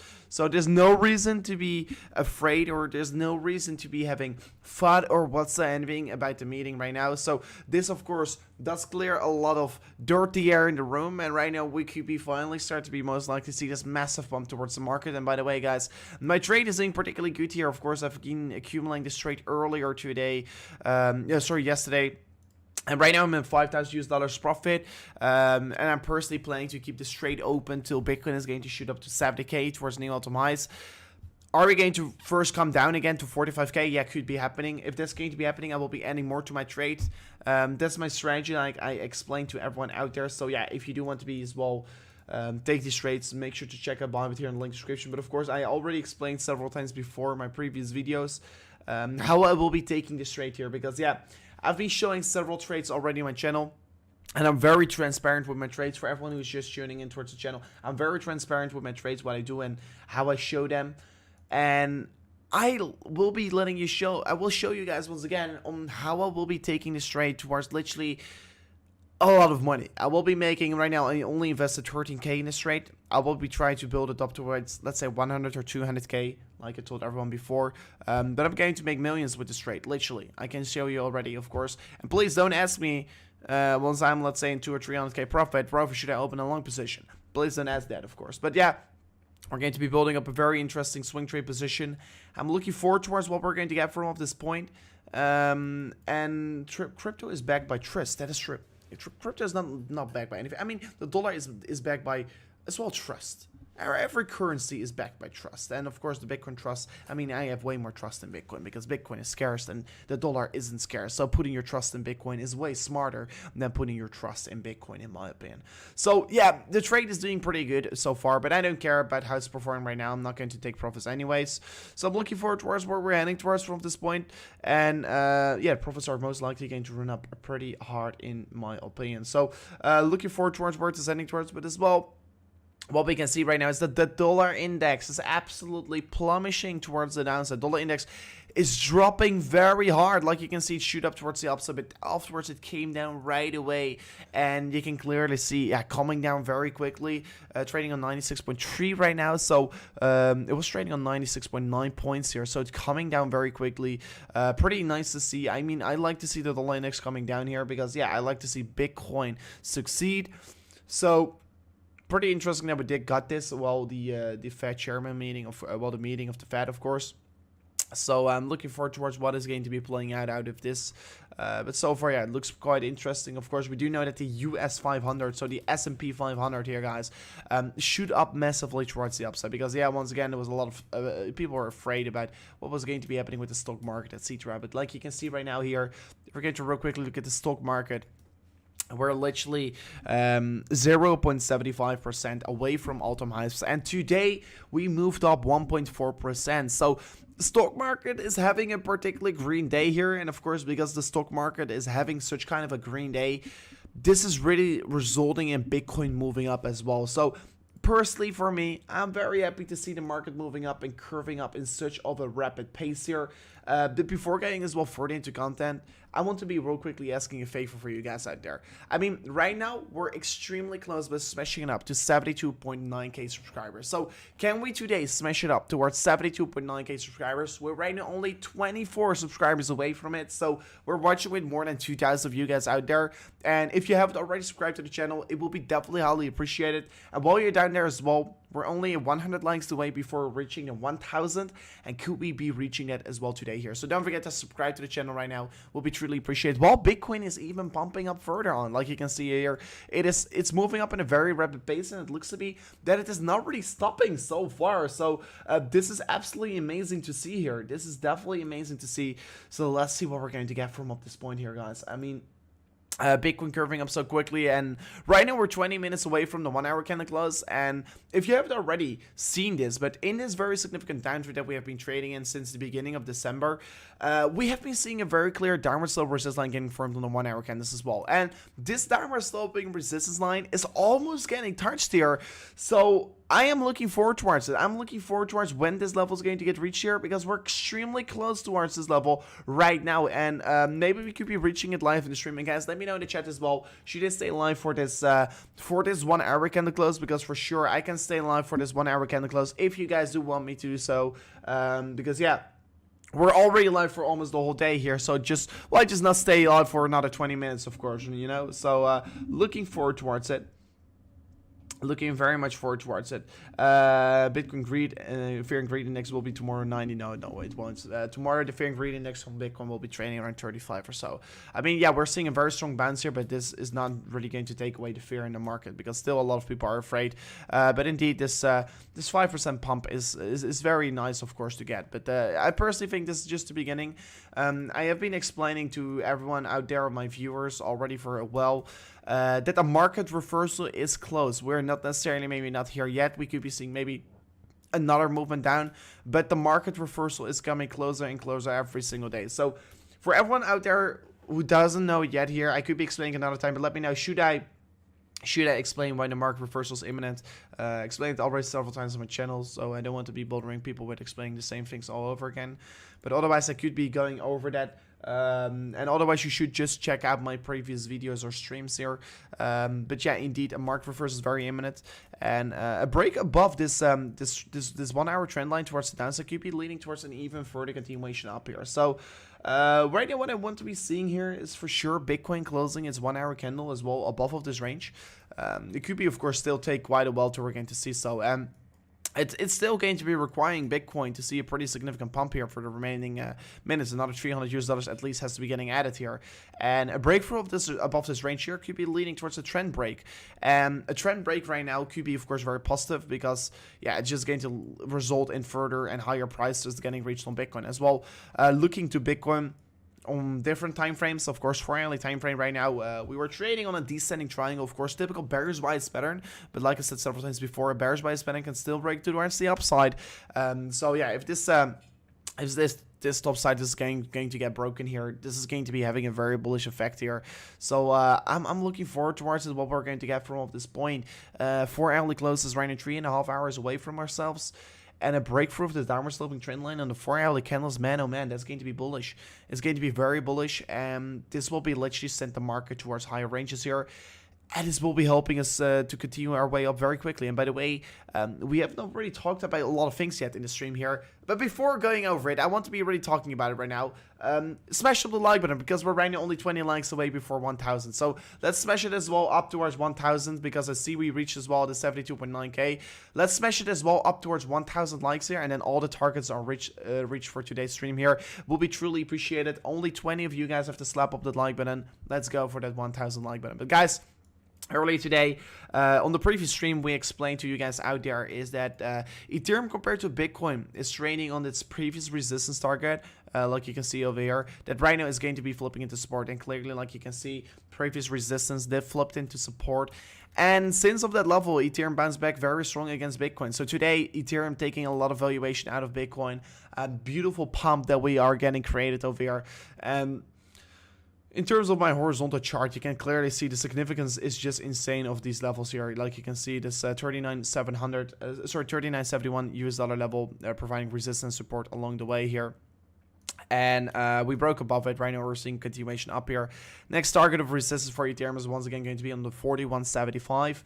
So that's going to be a thing that I'm looking forward towards. And I checked the dollar index several times already, my man. Can't go over it every single 5 minutes, but I literally checked it 5 minutes ago. So Ethereum is looking pretty good, trading about 4,000 US dollars again. And of course, like we've seen here, compared to the Bitcoin chart, it's just bouncing back very strongly right now, and that is a thing that you do love to see here because I'm a big bull on Ethereum because I personally think, and we're going to think about a wider scale where we're going to see, okay, what do we expect for Ethereum in like 6 or 7 months ahead of ourselves. We do know that Ethereum is going to become the biggest deflationary asset out there of the whole world here. So biggest deflationary asset is going to be interesting to invest in. Yes, in my opinion, it is going to be very interesting to invest in. And of course, because Ethereum is moving up so quickly right now, we do see all these other tokens like Avalanche is absolutely exploding, of course. Like Avalanche, of course, the whole chat is the whole day talking about Avalanche here. I do get it. It's trading above to 100 again. 29% up today. It's absolutely crazy. Just a $30 US pump here today for Avalanche. So it's definitely worth it to check up again. Avalanche, of course, breaking his downward sloping trend line here. I mean, it has to break his downward sloping trend line on the daily time frame. Could be, of course, having a very bullish effect here as well. If we could be closing this daily candle for Avalanche above of this previous resistance target over here, if we could close this daily candle then above of this range here, this is going to look for a very bullish continuation up here. So I'm very much looking forward towards where Avalanche is heading towards from this point, and I personally do as well believe that Avalanche could be seeing a very significant continuation up here. But of course, in order to see this continuation getting started for Avalanche, we have to see the daily candle close above of the 97 US dollars. So yeah, don't party too early. That's always a thing that I do say. Just wait till we're going to close this candle. But indeed, it is looking particularly strong right now here. It is looking very strong. It is looking very strong for Avalanche right now. And so far, this pump is a lovely one. That's nothing more I can say about that one. But right now, 40 minutes away before closing the 1 hour candle. We will wick down to guys. Let me know as well. Make sure to vote in this. I mean, so far we pumped after the meeting, so that was a pretty interesting one. So of course I ask you guys, are we going to dump or pump after the meeting? 73% said pump, and so far indeed it has been a very strong pump here. Like you can see, still 4 hours on Bitcoin, providing resistance. I've said several times as well before, guys, make sure to do this is a quick awareness check for everyone out there. Do know and be aware that Bitcoin still has a major CME gap above itself. So right now we're trading on approximately an 8.7% away from our CME gap, but we still have a CME gap above us, and this CME gap is right now 8% trading above us. So if we're going to be filling up the CME gap, we have to see an all the way an increase back towards the 53.7k. This 53.7k target, this comes together with this strong level of resistance above it. So as soon as Bitcoin closes 4 hourly candle above this downward sloping trend line over here, this high is going to get reached here. That's the thing that I've been anticipating. And of course, as soon as we do break the top side of this trend line towards the downside over here as well, we're going to go and flip into our some very strong bullish trend here. Of course, I've said it several times before, I think a market reversal is very close, and we first have to see, of course, the lower time frame slipping bullish, and then we could see as well the daily time frame going to roll up and flip this in this bullish direction. But for these lower time frames to flip in this bullish direction, we have to be seeing this downtrend getting broken here. And of course, if this downtrend does get broken, it's going to have a very bullish effect. And of course, on the daily time frames, several times talked about it. Downward sloping resistance line on the Bitcoin daily chart here. Of course, so far, nothing very special played out in today's candle. Eventually, of course, we just saw a wick here and we moved up a little bit higher. But yeah, we still have a downward sloping trend line here on the top side, and we're trading in a falling wedge. And falling wedge is a typical bullish bias pattern. We're trading basically in a reversal pattern.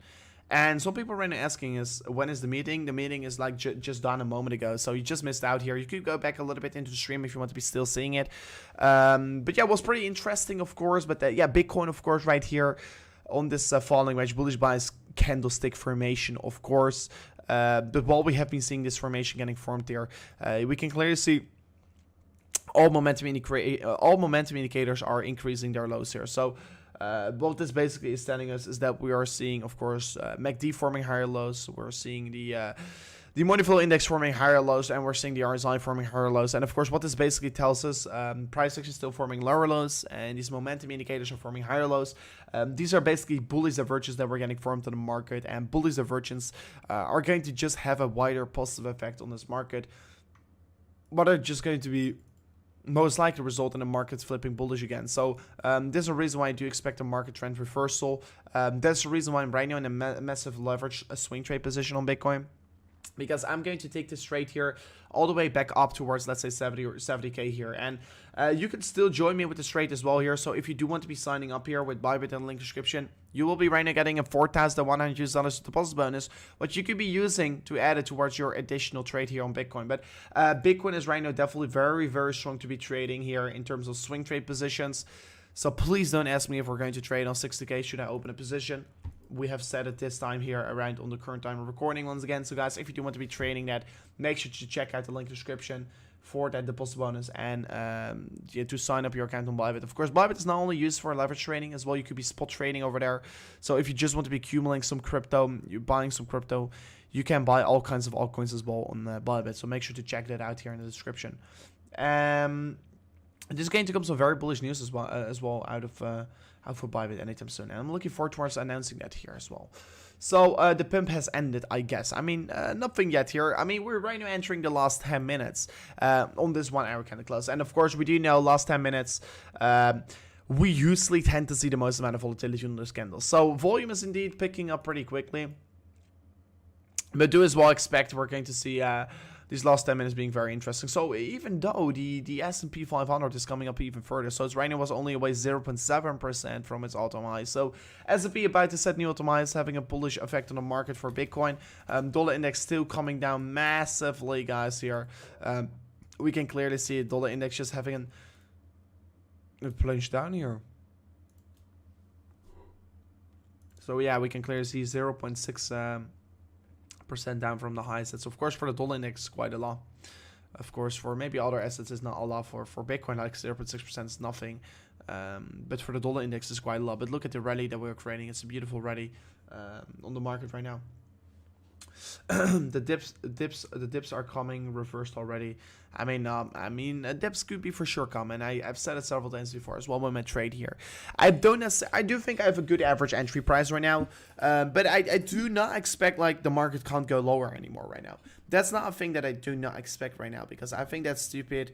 Always be prepared for the worst. So I'm prepared to be buying my Bitcoin positions up for this trade all the way down to 38k. So market can go down to 38k and it will be still settled in my position. And if the market goes down to 38k, I have a very strong entry price. What is then going to result in me making massive money? I will be making tons of money by having the swing trade position open. And of course, if the market comes down to 45k or 42k or 40k or even 38k, I will be even make more money because I have more money added to my position and my average entry price is lower. So I would love to see the market coming down, but of course I don't have any influence on the market. So I just play the market how it is right now, and I just prepare myself for the best way to make profits either way here. So of course I can make, if let's say the market is not going to come down to 45k and this position is going to increase, I have only got a position with 0.27 Bitcoin open. So I'm only, let's say, going to make maybe a ton or let's say 100k or so, maybe 200k with this position, but not much more, you know. I'm not going to make very significant gains, but still a decent amount. But of course, if the market then comes down to, let's say, 45k or 44k and then starts reversing, then I'm going to make way more profits, because then I, let's say, accumulate let's say 50 or 60k in my position, and I can literally make, let's say, 600 or 700k of this trade, you know, or maybe a million or even more, you know. So that's the point what I want to be making here. I'm going to make money either way, but I would love to see market coming down here so I could be making more money. So either way the market is heading towards going to be satisfied. But yeah, it's going to be a very interesting journey we're going to be looking at, and I definitely can't wait to see how it's going to be playing out right now. It's going to be a very exciting few days. But yeah, Bitcoin curving back up towards the upside, like you can see. And guys, by the way, you guys are absolutely smashing a lot like crazy on the subscriber count, guys. I mean, I've not checked it yet here, but let me do a quick refresh, and you can see 72.9k, and almost, I mean, guys, right now I just want to be reaching that 73k target live on the stream. So guys, can we touch the 73,000 subscribers right now live on today's stream here? That will be truly appreciated. So if you haven't already subscribed to the channel, make sure to do so right now. Of course, on today's stream, we're going to look at the 1 hour candle close. And of course, if you did miss the live Fed meeting, of course, make sure to go back a little bit in the stream here. Because yeah, it's still there. You can still see it back here. It's pretty interesting. They talked about crypto as well. Of course, we quoted here this amazing quote by him here. And guys, make sure to go to my Twitter, and it will be truly amazing if you're going to retweet this tweet here. So I will be putting this real quickly in the chat here on the stream here. But guys, make sure to retweet this tweet, or just like the tweet if you do like it. But yeah, pretty crazy seeing from the Fed. But of course, this is a quote of the meeting. They're saying crypto is not backed by anything, but like the dollar is. But of course, pretty funny, of course, it's said so. But yeah, quite a lot of interesting things that got discussed. But of course, in terms of crypto, what they discussed about crypto is not a lot here. Like 2 minutes, they talked about crypto. But yeah, very exciting what we saw over there, and hopefully we could be seeing more exciting stuff here. So I've learned so much from you lately. Thank you so much. And that's, of course, a lovely thing to hear. I mean, it's the best thing you can ever hear about someone in its mouth here, of course. if I unsub, it will drop by 1. Yes, if you unsub, it drop by 1. I mean, like 1 equals 1. So yes, it does. It does mean that. Wait for the dip. I mean, the dip is already here. I mean, you wait for the dip to be buying your Bitcoin, and once the dip is there, you're going to say wait for the dip. That's of course dipception. I don't know. People are too emotional once it comes to trading. The second wicks comes down. Everyone says 20K. Second wick. I mean that's the point. A lot of people are very emotional. People can't keep themselves to strategies. But of course, I mean, I once again am very transparent about what I do right now. And of course, I mean, what all my channel is about, guys, for everyone who doesn't know yet here, is trade the market and be transparent. Because what is lacking here on YouTube is people that are transparent. Because everyone says, oh, I'm making tons of money about this or that, you know. And I mean, in September, I took a very good swing trade. I showed you guys how I took this trade towards the upside. I showed you guys how I have been trading underwater for quite a while. And of course, this trade as well. Earlier today, my trade was underwater. My trade was underwater. And I said to everyone, I don't care. Indeed, my trade is underwater. I don't care, because I would love to see my trade going lower. I would love to see my trade going minus 60% so I can get this extra accumulation range, so I can average down my entry price. That is a thing that I'm waiting for. That's a thing that I want here. So I'm completely transparent with my trades here. I don't care. Of course, I do take a lot of trades in private as well. But the trades I show, I have this account on BYBIT I right now use here, is my account for YouTube. I show this account with you guys. But as well, I have like my private account where I right now have several trades open. But I trade a lot of altcoins. But of course, for educational purposes, I don't like to show trades on altcoins. Because you know why? Altcoins are way too volatile. Yeah, I make good profits on altcoins, but you can as well make losses. Because no, don't think I only make profits. I make losses as well. But it goes up in a steady curve, of course. But with altcoins, I don't like to showcase all my altcoin trades, because it is sometimes too risky to show them. And of course, swing trading Bitcoin, purely swing trading Bitcoin with leverage on BYBIT is of course a risk, but the risk is most certainly way lower than, let's say, swing trading day trading Bitcoin. First of all, I think swing trading is way better than day trading, because it's lower risk, higher reward. And besides that, it's better than trading altcoins, because it's once again, low risk, high reward. That's the whole point about it. Martini guy said so many good things about you, and he says hi. Really, Team G was here. What did Team E G? I mean, I saw that Team G was as well live a moment ago. I was not aware, but he's an absolute legend. I mean, Jordan is an absolute legend. I mean, I do like Jordan Law here. We can communicate very good with each other. And guys, by the way, we smashed it through the 73,000 subscribers. This was a crazy target that we just smashed through here. We're just another 1,000 closer towards that 100K target. So guys, thank you so much for smashing it up again. Amazing target that we did reach it today here. But right now we're 2 minutes away before closing the 1 hour candle. I was totally not expecting to smash it through the 73K today here. But thank you so much for once again smashing it up, guys. So let's see what we're going to get here. Guys, real quick question to you guys out there in the chat. Do you think that we're going to be smashing above the 50,000 US dollars today here? Let me know. Let me know if it's going to be happening. Yeah, it was a great trade in September. I was buying and you're paying through that. Been doing the same thing this week. Feeling confident we can retest the 52.3K bull market support band later. I mean, I feel very confident as well, Mels. And of course, it's buying into the pain, and that's of course our strategy. We buy into the fear. That's what our strategy is worked on. Our strategy is purely to buy into fear together with reversal signals. That's just so strong here. I hope you reach the 1 million subscribers in March. I mean, 1 million is quite a lot here, but I would love to reach. I mean, my target is as well February or March to reach the 100K. Hopefully, we could reach that.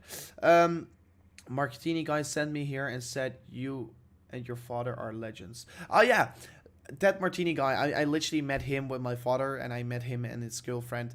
I mean, he met my father basically, but yeah, I was there like last Saturday. I was hanging out with him again. We were like on the W Hotel in Abu Dhabi on the Formula 1 track, and it was really crazy, really nice time here. So yeah, of course, that Martini guy is an absolute legend. I love him. He's a very wise man. Let's say it like that. SR90 coaching a single legend. That's very nice. I hope for another dump for me. I mean, purely, I always would love to see markets going even lower because it allowed me to be buying more cheaper Bitcoin. So it's never bad. So let me see what we're going to get here, guys. We're close to 1 hour candle. Not breakthrough yet here, so that's pretty unfortunate, but still a nice solid 1 hour green candle towards the upside again getting printed. So right now we're going to wait for the next 1 hour candle where we're going to be heading towards, of course. And of course, as soon as we do break this top side of resistance, we could be then look for this massive continuation towards the upside, of course. And what I want to be saying here is that probably I will be not live with this 1 hour candle close here. I will be keeping you guys up to date on my Twitter page further on. So if you want to be following me on Twitter, @RoverCSC, you can see it right now on the bottom left side of the screen. You can follow me over there on Twitter, and then you will be staying up to date about all these kinds of things, of course. So make sure to do so. You will be staying up to date about all kinds of things if you're going to smash up the follow button over there. But nevertheless, guys, real quickly, going to say something to you guys out there. I will be right now wrapping up the stream. How unfortunate I think it is, but unfortunately I have to go to sleep because tomorrow I have to go to the gym on 5 a.m. because yeah, I go crazy early to the gym because yeah, that's my new routine that I'm starting. So tomorrow I have to wake up very early, so that's the reason why I'm going to go and drink a cup of tea and then go to bed here. So guys, thank you so much for watching towards this amazing stream again here. I did enjoy it. Of course, if there's going to be a next Feb meeting, I will be once again streaming it. So guys, don't forget to subscribe to the channel. Hopefully I can see you guys back anytime soon again, and peace out. See you guys on the next one. See you guys tomorrow, by the way, with a new stream here on the channel. Don't forget to subscribe to the channel, and I'll keep you guys posted on Twitter. Peace out. Goodbye.